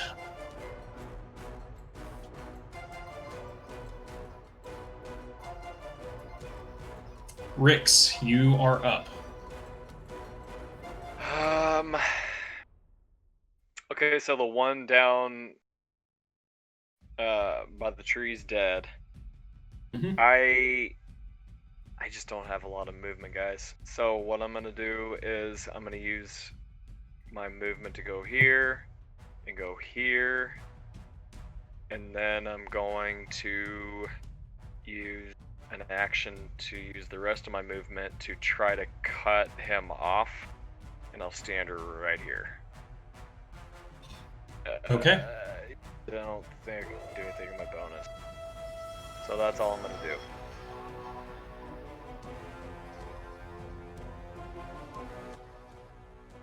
Alrighty.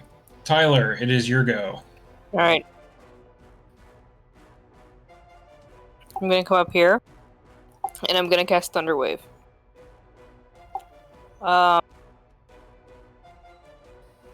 So that is the con save of 16. Okay. No. So Alright. full damage on that.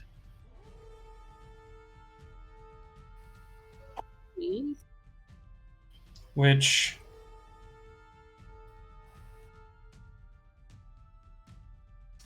Thunderwave is a 15-foot cube originating from you, right? Yeah, to my knowledge, I think that's in front of me, as I guess that's what I've always done, but if it's not, then I would have moved somewhere where it wouldn't have hurt anybody. Let me see here. I mean, you said it originates with her, right? I was gonna say originating from me. Yeah.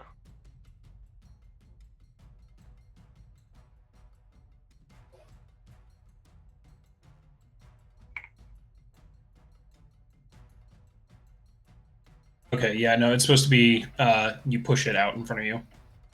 Okay. The wording on that spell, I've always been curious about that because it's always sounded like a thing like I'm surrounded, let me activate it. Mm-hmm. Yeah. So That's what Thunder Step is good for. yeah, exactly. Thunder Step, it definitely does that. That's why I was like, did both of you just use that same kind of spell? All right, so 6 points of damage. 30. Here we go. It blasts it into it a little bit, and I think it's supposed to get pushed back. By 10 Yeah, feet. it's pushed 10 feet away. Maybe 10 feet, yeah. So it is pushed back about 10 feet. Technically, it moved out of your combat range, Rick, so you'd get an attack of opportunity. Yeah. Right on. Does that give me, since I have 2-weapon fighting, You get flames one axe attack. and a short sword? Just It one? is just Okay. yeah, you just get the one strike. Okay. Oh no! You swing wide with that short sword, and you think you timed it just right to when it's about to leave. It's already about 7 feet away from you by the time you swing. I'm glad that it happened on an opportunity attack. Or not in Matt's game. I'd probably have my arm severed off. Well, it depends. You get another roll to see if you actually crit it or if you just missed. Yeah, see if I missed or crit. Alright, cool. Alright, Taylor, it is your turn. Okay, gonna move my Hunter's Mark to this one, and I'm gonna shoot him.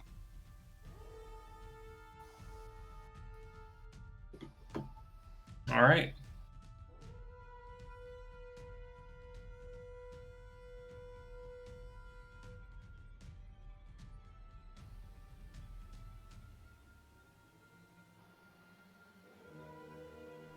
Assuming both of those hit. Yeah, they both do. Go ahead and roll damage.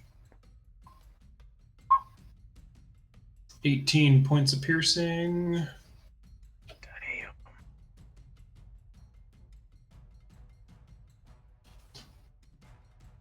All right, 2 arrows sink into it shortly after it gets pushed away. It is not pleased with everything that's happening here. And I'm gonna... Any movement? Yes. Which, for the record, you guys are able to see just more grass out there if you needed it. Okay. Yeah, I probably would have moved that way. So I'll go like kind of like behind the tree. Yeah, you can try to get behind the tree. Yeah, and kind of just use it for cover, I guess. All right. On Keg, because I haven't been rolling recharges for them.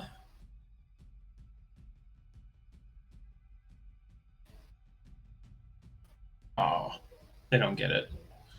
Okay, so it's going to run back up here, and one's going to go ahead and attack Rix. Okay. And this one over here, hearing high. the...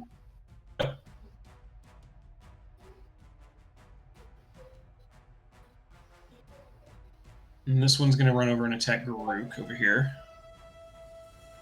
So we've got against you, Rix. Definitely doesn't hit. Nope. And Garuk probably doesn't hit either. Nope. All right. They both just kind of start snapping at each one of you. You're just a little too nimble. In Rix's case, the mandibles get around your armor, but they don't quite get enough of a grip to lift you up and move you around. Nope. So they're just kind of sitting there, like chomping, like, "Come on, come on, come on! This time, this time." Finn, it is your turn. I'm going to shoot. Since the one that's fucking with Garuk is facing him, would I get advantage to shoot it in the back? Say that one more time. Since the one that's fighting Garuk has his back turned to me, would I get advantage to shoot it in the back? No, flanking only works for melee attacks. I'm still shooting it. All right, that's a hit.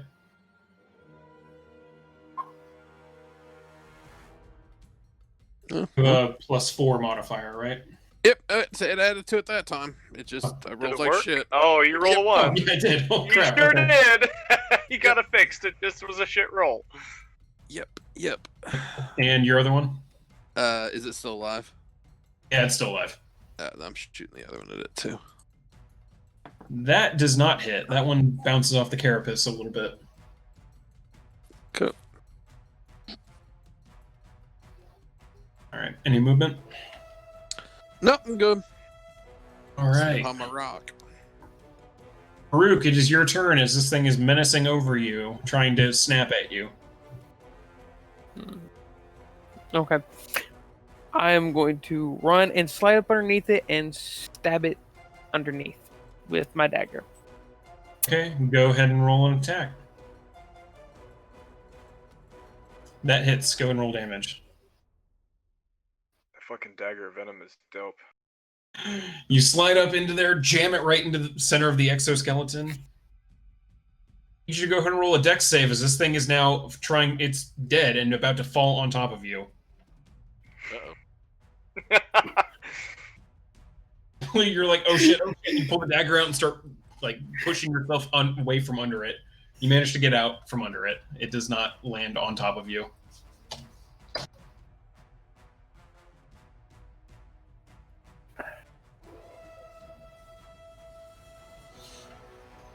All right. You're up. As this one's trying to eat you. He hasn't though, correct? I'm not. He's very much like not able to get a good grip. It's like when you can't get a walnut in a nutcracker to sit just right so you can crack it open. There you go. Flame tongue to the neck. Short.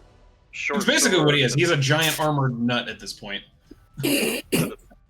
Short sword to the belly.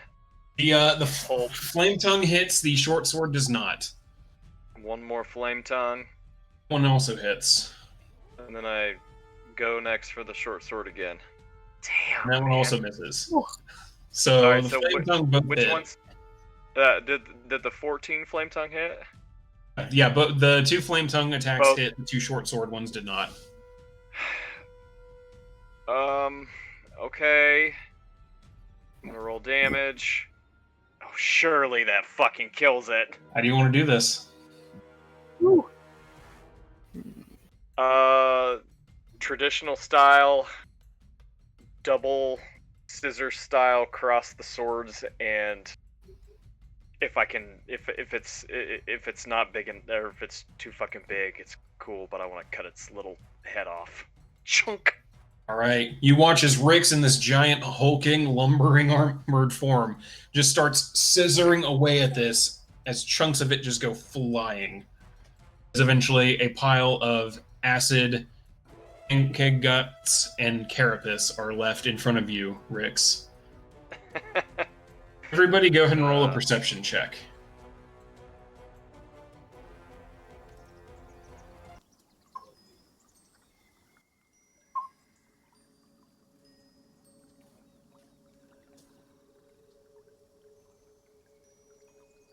Okay, everybody but Garuk. Oddly weird.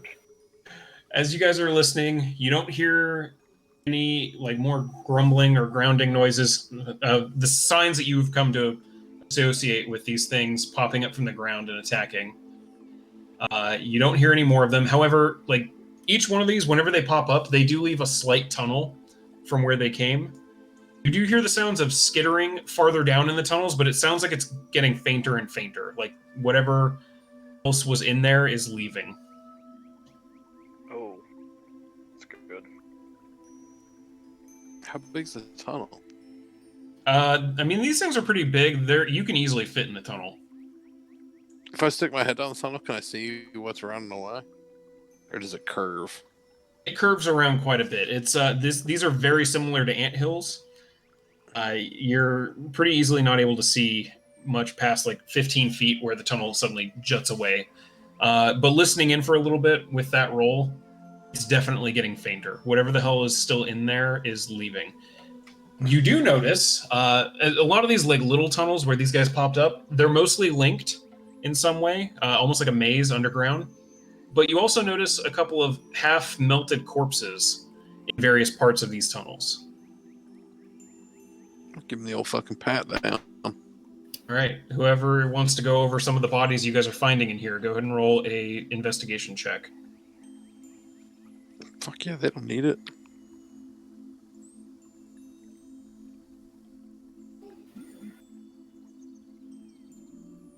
All right. Garuk, you find about 200 gold worth of gems. You'll probably have to sell those in order to get the actual gold from them. But they're various cuts, colors, everything like that. But judging, I mean, base amount, you'll probably get about 200 gold worth of them. Finn, on one of the corpses you loot, you find 150 gold worth of gems, as well as a very neat coiled rope that seems to glitter faintly. Sweet. Rope that glitters faint. Fuck. It's about 60 feet of rope. Nice.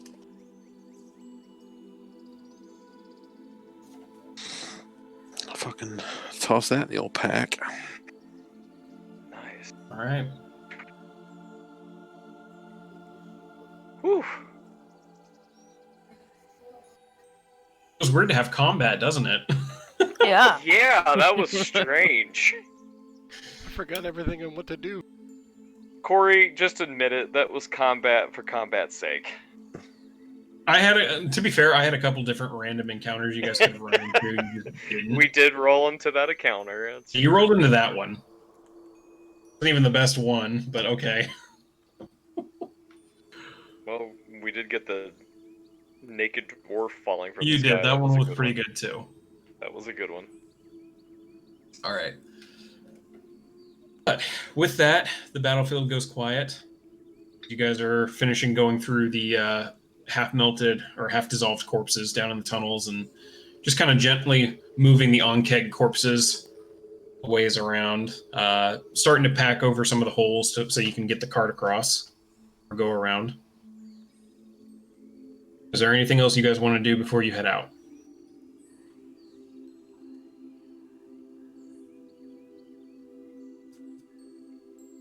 Nothing I can think of.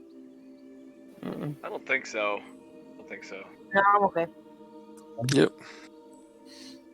All right, with that, you guys mount up, continue down the road. You're starting to notice a lot more, like fewer rolling fields and more trees. You're not quite in the depths of the redwood, as the red fires would tell you. This is definitely not the forest itself yet, but you're starting to get into some forest cover of what's to come. As you guys are finishing out your day of travel, go ahead and roll one more d6. I'm not rolling this time. I haven't rolled yet. I can roll. As soon as one we if you finish guys want that me to. fight, I activated Armor of Shadows.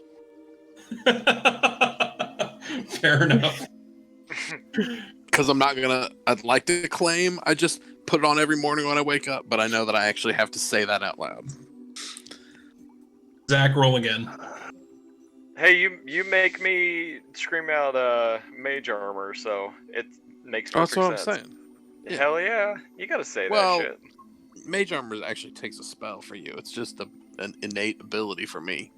It doesn't cost me anything. I could activate it and drop it every turn if I wanted Yeah, to. I have to dump a spell slot whenever I do mage armor with a Vendel. It sucks.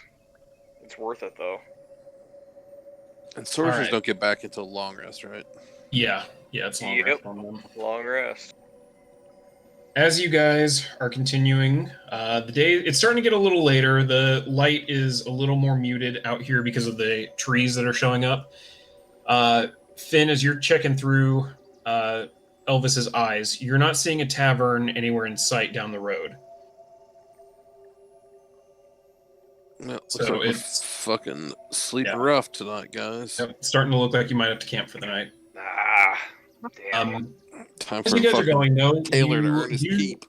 what you do see, though, through Elvis's eyes, about 150 feet, 200 feet down the road is just a lone dude walking down the road. Your way. Down from Oakland would be. How close are we to Oakland? Again? You guys, by this point, are right about here. Damn, Just so like you're getting close. towards the edge of it.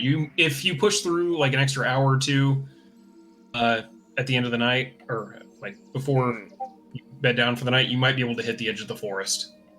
Okay. And he says, you what, say- a day through the forest to Oakland? Yeah, it's about a day through the forest. Day Did you and say a half, Finn? roughly. You saw Finn saw somebody on the road? Yeah, there's Yeah, somebody walking in our Finn saw direction. him, but yeah, about 200, roughly 200 feet down the road. Just walking down the road, heading towards you guys. I bring him to a dead stop. Why are you stopping the horses? It's a dude walking. Is that? It doesn't matter. You don't know. All the shit we've been through. Yeah, that's exactly. Just How keep, far- like... How far away is he? Is he acknowledging us? Do I see him yet? He's still like 100 something feet out. He probably hasn't even seen you. Slow trot. All right. As you guys keep going, you do eventually you get some sight on him. He's keeping to his side of the road. He's kind of slowly walking, almost like a shamble. He's not keeping a quick pace or anything. Is he drunk? Does he look like he's stumbling? As you get a little bit closer, go ahead and make an insight check. I'm really good at insight. Kind of hard to tell. I mean, there's a lot of reasons people might shamble. I'll give it a shot. Did I see anything? Yeah, you're able to tell. You've recognized this look because you've had that look and that kind of walk on you before. That's the walk of someone who's probably in pain and trying to hide some wounds as they're walking. This dude's all fucked up. As you guys, you get about within 30 feet by this point, as he's still just kind of slowly walking, just kind of looks up over at you guys. Looks to be human, mid-30s or so, just nondescript leather clothing or leather armor and cloak.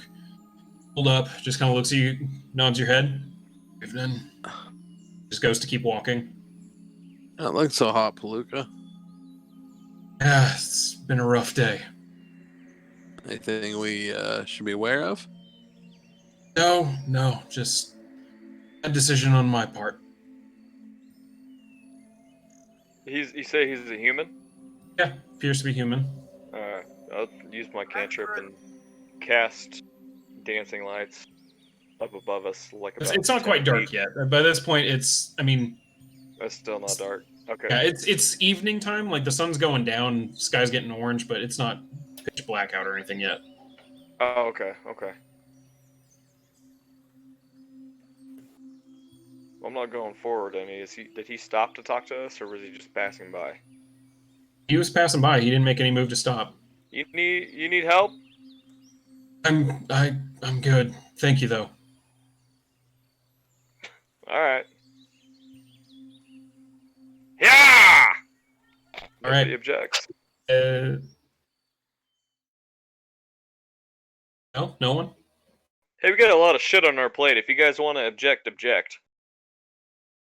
We had a dwarf splatter in the street. You know what? I'll hop onto the cart and I'll walk over to him and say, "Here, at least let me help you a little bit." And I'm gonna cast what the hell's that spell? You don't know because you I never haven't- casted a No, spell before- before. I don't You cast kind of- spells very often, so.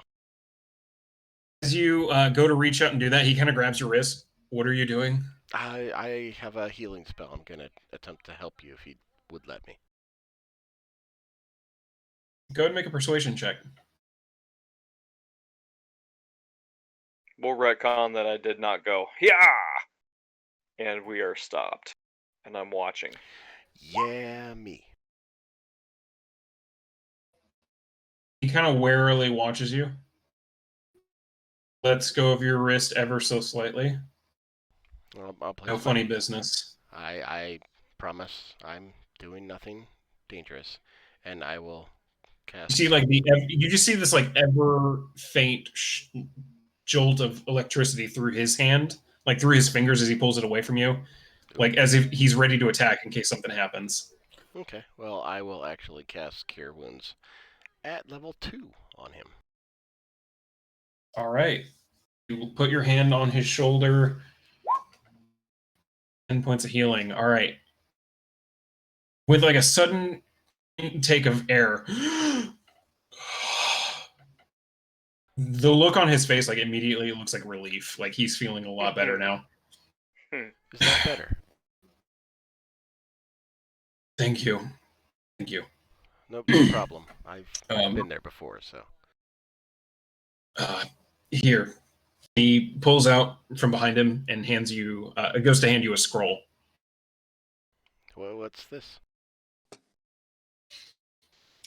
Payment. I was told never to keep myself in someone's debt.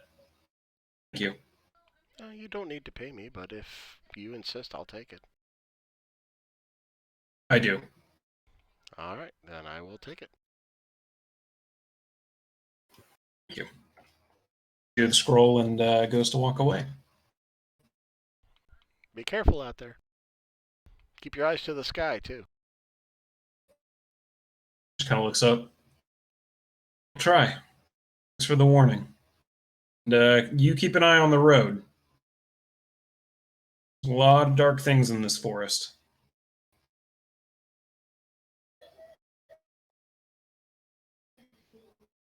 I will. Taylor, get on the goddamn wagon. Let's go. Go. What are you guys doing back there? I will slowly walk back to the wagon.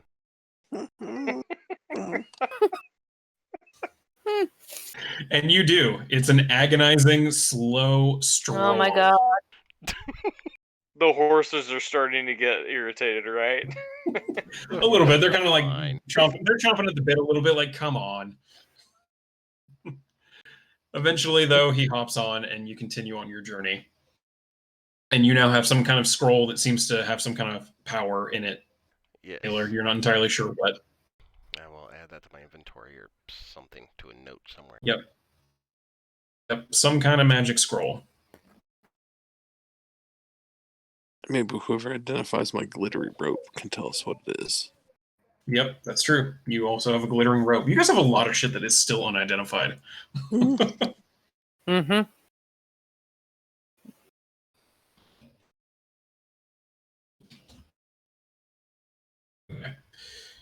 With that, you guys eventually, as it starts getting dark, pick out a good campsite along the side of the road a little ways. A little vantage point where you can see anything coming around you. You guys get a fire going, or are you leaving it cold for the night? What's the weather like? Like, can we survive without a fire, or is it chilly?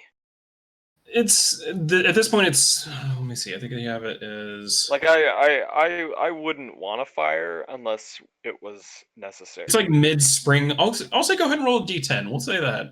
We'll see how exactly cold it's going to get tonight because it's mid-spring. Yeah, this close to the redwood forest. Yeah, like weather's going to start getting a little chillier up here. It's for mid-spring. It's kind of getting cold. A little colder than it was out in the hills and plains. So we definitely have fire. Yeah. Yep. Sorry, guys. All right. So yeah, we'll throw a fire up. All right. You guys have a fire going. As you sit down, kind of warm yourselves up, get some rations eaten, taken care of. Is there anything anyone wants to do before watches start? I would like to at least try and look at that scroll. Not like read it or anything, just open it up, see if I can figure out what it is. Do I see him doing that? Yeah, like pulling you do. it out? Hey, careful with that. You don't know what that shit is. I've seen some nasty things in my life. It could be cursed. It could be anything. You don't know who that was. Just be careful. I'll Yeah, refresh my armor of shadows definitely before I go will. to sleep. All right. Taylor, go ahead and roll an Arcana check. Are you proficient in it? That is a great question. No. Okay. Never mind. Not an Arcana check. In that case, go ahead and just make a straight Wisdom check.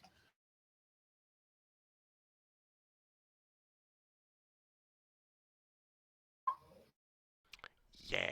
Yeah, you have as you're trying to pick out like little things in the scroll that may give you an idea. You're not the most arcane of people. It's a little hard to figure out exactly what the scroll is trying to do. Seems like a lot of writing, though. Yeah, I'll ask Tyler to check it out if she is willing. What about it? Do you know what this is? It's a lot of writing. It's a little too much for my small mind. Small mind. It is pretty fucking small. Okay, I'll take the book. I'll take the scroll. Okay. Are you proficient in Arcana? Nope. Go ahead and roll a straight Wisdom check then. All right. It's really good. That's a really good roll. Right. It's a lot of writing. Why do you want me to read a novel today? I just finished reading a book. I just thought maybe you could figure out what it is. I don't know. I'm not a wizard. Okay. She's Does anybody else know what this could be? Oh, Yeah, I have innate magic, and that's fine, but I can't do that, man. I'm proficient in Finn, Arcana. sorry. Okay. Yeah. Yeah, Finn, you Have kind of at take a it. look over the scroll, and yeah, you can get the sense of what this is. This is a spell scroll, definitely, and it looks like it's for a spell called Mordenkainen's Faithful Hound. Something about a hound. About So, a hound? Yeah. This is a Yeah. one-time use scroll. You guys get access to that spell. Just put it in the Discord. Speaking of that, I will toss Kisa a sausage as an apology for blowing her up earlier. Oh, that's a Should we be happy about that? 4th level spell. This is a nasty motherfucker.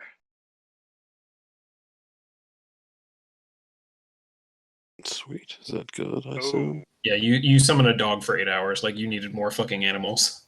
Invisible to all creatures except you and can't be harmed. Yeah. Yep. Damn. It's an invisible dog. The downside being it is exactly one use of the spell, but Yeah, well, I mean, yeah, spell scrolls they burn up when you use them. yep. I would definitely So hold on to it. Yeah, Okay. go for it, man. It's all you. You earned it.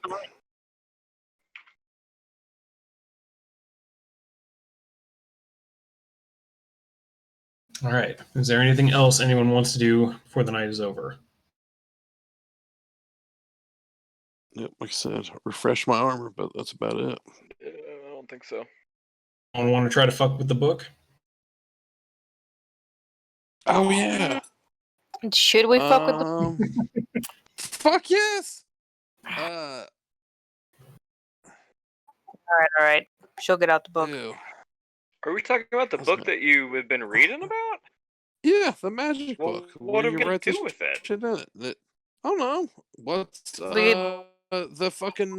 what's the bad guy dickhead doing right now?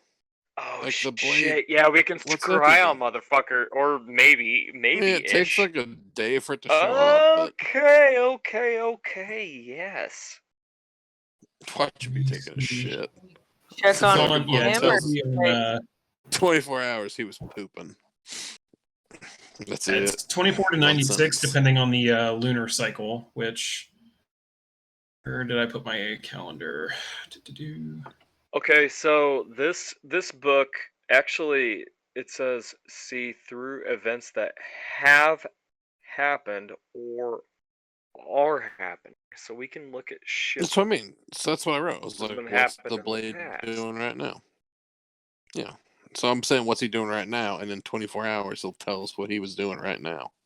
How specific do you think it needs to be? Like the I blade hope is he's not That's very jerking around off. the blade is very like the blade could be anything. The blade could be somebody's blade in their pocket. I mean, it's magic, right? I mean, I don't know how precise we're gonna have to be. We'll find out, Are because all I'm you writing it's the giving fucking the question. All right. So what is the too much question credit? you are writing in? What's the blade doing right now? Okay. You write it into the book, and it seems to seal into it. I'll It have has to check in. recognize your intentions. Like it has to. This book has to be sentient to recognize that you're actually asking about the blade, who is someone that has like a nickname.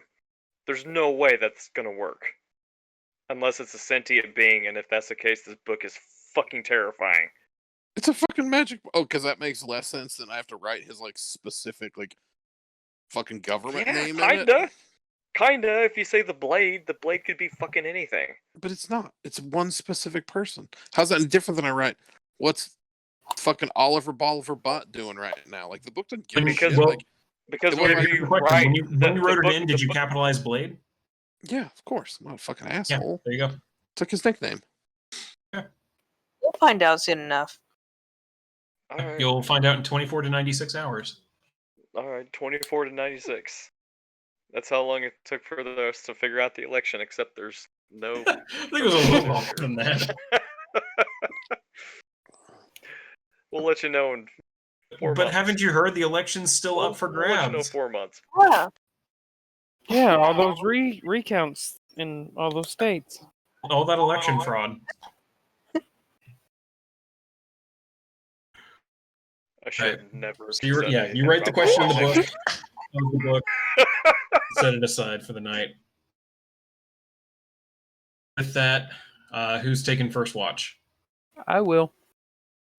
And then the other elf can take second watch, and the rest of us can just sleep the whole fucking night. That'll work. All right, Garut, go ahead and roll a perception check with disadvantage as you have a fire going, and it's hard to see past the fire a certain distance.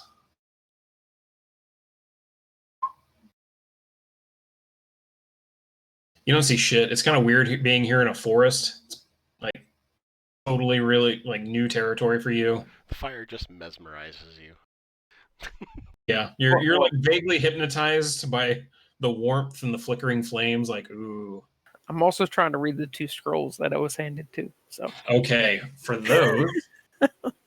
Finally, Jesus. Do scroll up my notes a little bit. Watch it be fucking Papa Redfield. That's what I was thinking. I was like, oh shit. Yep. Second, I had it mostly written up.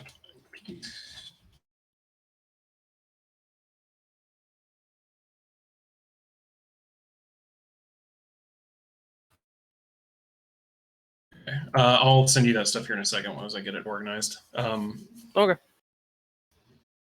Your watch goes through. Nothing seems to happen too much anyway. As you trade off watches, Rix wakes up, goes and gets into position. Rix, go ahead and make your perception check with disadvantage as well. The fire is still going. Disadvantage.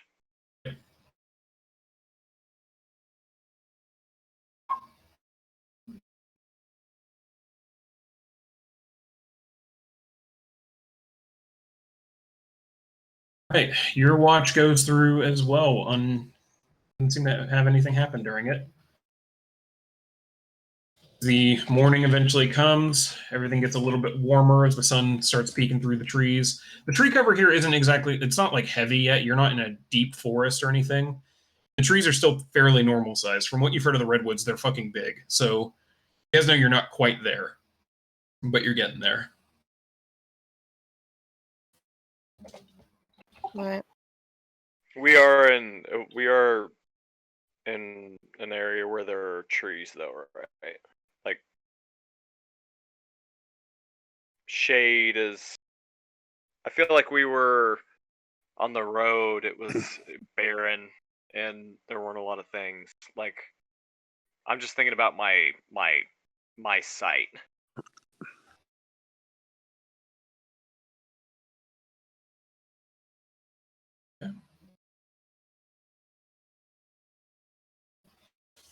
All right. Morning eventually comes as you guys get everything set up on the wagon. Horses hitched again. And you guys set out about an hour of travel. And the light forest cover kind of dies for a little bit. And you have a good 300 yards or so of just unimpeded flat land. And then it suddenly turns into massive forest. For those of you who have never been to the Redwoods, these are astounding to look at. These are trees that are easily 300, 400 feet tall in most cases. Each one looks to have a diameter of anywhere from 50 to 100 feet in some cases. These fucking trees are just massive. Trees? These are trees, yeah.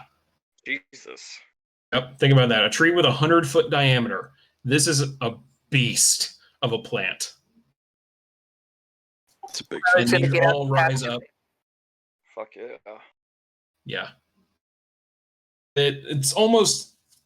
You guys have been to cities with massive walls. Yeah, it's very similar to that, just on a slightly larger scale. Those of you that have been to major cities with walls, like Hilltown, you know what it feels like to look at like an imposing wall of just something that cannot be penetrated. And you kind of get that feeling from here in the Redwood. You now kind of get the understanding of why the Empire has always had so many problems trying to pacify this region. This is the entire forest. Just gives you that vibe of a fortress waiting for someone to try and breach through all of these thick trees to get into there. It is something that just astounds you, wonders you. It is amazing to see nature this strong. And for Taylor and Tyler, it starts feeling familiar seeing it. And you guys grew up not in this region, but in this same extended part of the forest. Where you grew up living in parts of growing around these trees and like communities that were built into the trees up in the treetops of them. It's familiar. It's something you guys didn't realize you were quite missing until having spent some time away in cities and civilization, quote unquote. It feels good to get back to nature a little bit.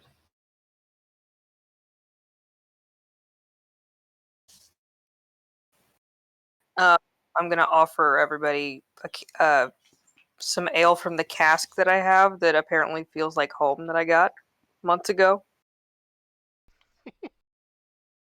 Nice. Oh, you do still have that. Yeah. Kind of earthy, gives you some good vibes. You definitely see why it would pair really well with a redwood forest. Vibes all around. Vibes are.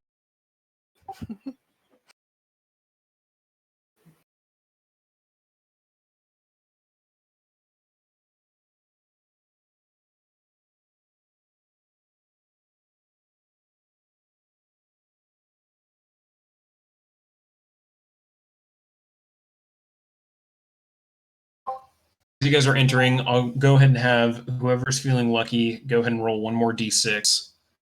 See Who hasn't gone yet?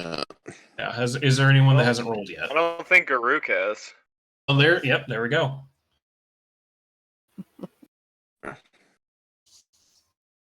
Okay. As you only make about 100 feet into the redwood, and all of you suddenly, you kind of like slow down a little bit. Rix, you like instinctively pull up on the reins a little, slowing down the horses.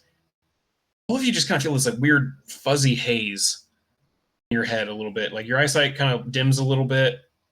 It's a little odd. It's like having a really powerful migraine, but none of the pain. Kind of clear your eyes a little bit, back your neck, just kind of look around. Where there had been just one road in front of you, there are now 6. Oh, god damn it. That doesn't look right. I'm just looking around, just... Do I recognize that I'm confused? Like, do I know that there was... previously wasn't 6 paths, but... I'll turn around to Taylor and Tyler. Hey, what is this shit? Is this normal? Up here? Do I know? You guys would know, the Redwood is one of those places on Meritor that just is rife with magic. Natural magic in its strongest, potent form. It doesn't always affect everyone, and it doesn't always affect anyone. But in those moments where you do stumble onto it, it can have some disorienting effects. Fuck. How many paths are there? 6? There are currently 6 paths ahead of you.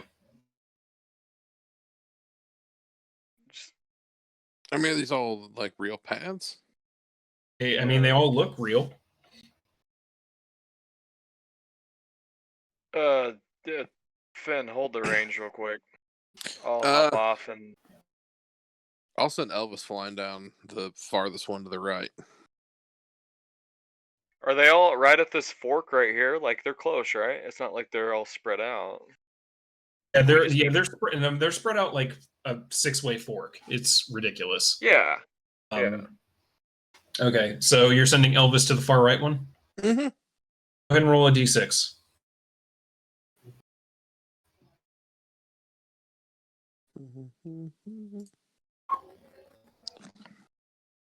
Three. How far are you sending him down that path? I mean, I guess as far as I can go before I lose, like, connection. Okay. He continues down a couple hundred feet. At this point, you tell him what to do. I'll tell him to turn back at some point. He makes it about 300, 400 feet. Looks like just a path with trees. And he kind of slows up a little bit before starting to turn back around. Yeah. So just be an open path. As he's coming back, go ahead and roll a perception check for him, not for you.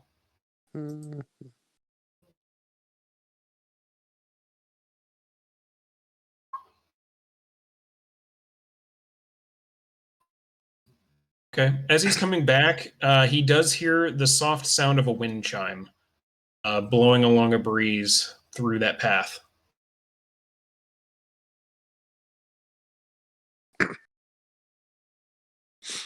Okay. He makes it back. Yeah, it's everybody else. So that seems fairly normal. And a wind chime.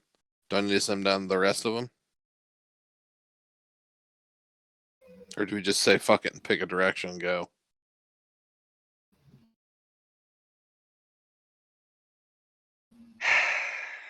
I don't know. Tyler, you're not acting like this is like a big deal. This is shit that happens all the time. Oh yeah. It's not like we knew where we were going anyway. Well, see, is this one of those like all paths lead to death but one type thing? Yeah. I mean, if that's the case, then we just need to pick one, and It's just- or send Elvis down every single path. yeah. I mean, I just recommend picking one, sticking with it. Alright, well this one seems cool and there's little wind chimes. He wants to offer any information, so. I mean, just feel keep like in I'm mind that talking to there's you, a lot of Matt. magic We're the at only play ones in left. this forest. So, Hello?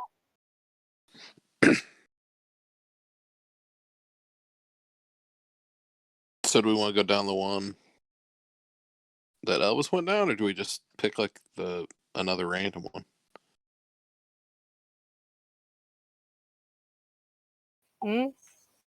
I mean,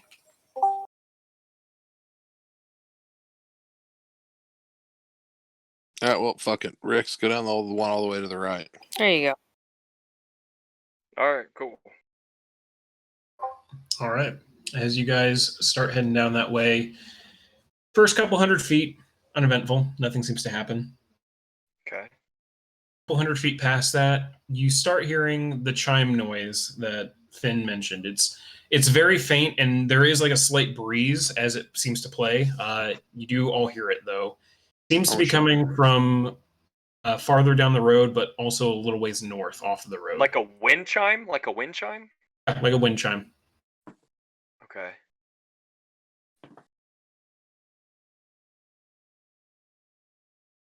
Like, does it give us the impression that we want to like go to it, or do we just keep going down the road?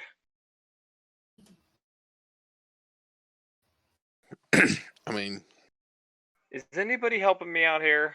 Is I say we anybody just gonna keep talk? going. Yeah, just keep going. Tyler, did we lose you?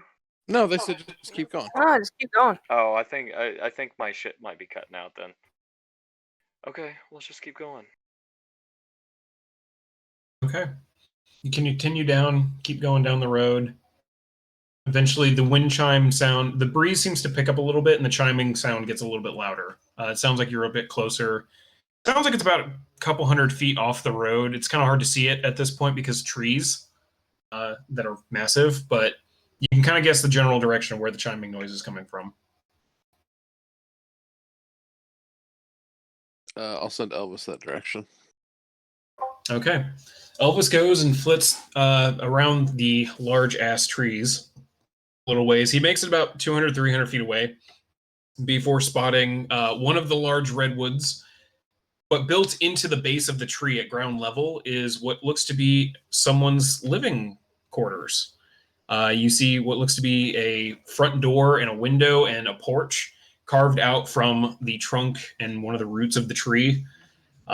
You do see some light coming through one of the coming out from one of the windows. It's very brightly lit inside there, apparently. And there are multiple wind chimes all set up along the porch, blowing in the breeze.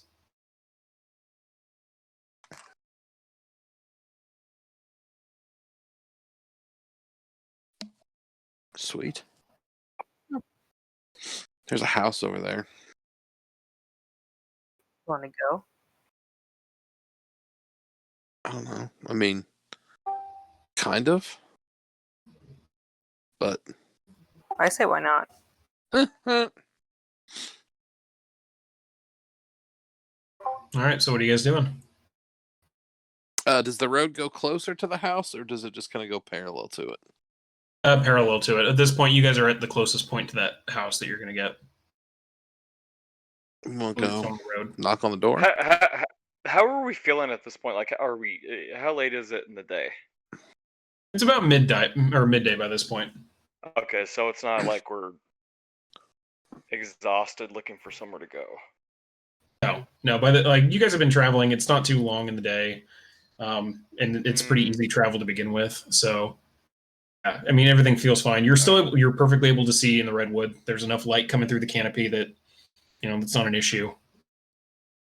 Okay. All right. So you guys are you guys going up to the door? Yes. Yeah. Sounds like it.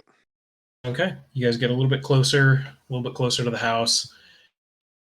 The wind chimes. The wind slowly starts dying off the closer you get to the house. The wind chime's not making nearly as much noise, but you guys are about 15 feet away from the porch. Are you going up to the door? Yes. I will. Okay. You're at the door. What do you do? I just knock. And that's good. My dearies. Come and visit. You're not an old lady that likes sweets, are you? That is where we're going to end. You guys have been beckoned to this tree We abode. are going to get cooked in an oven. Somebody is. Hey, No doubt. This is not a German fairy tale. It's about to be. We don't know that. We don't know. It Oh, easily that's could funny. be. Okay, but I will end the recording here. So That's for that. everybody That's that's the watching name of this, the episode. thanks for watching. We'll catch you next time. Not a German fairy tale.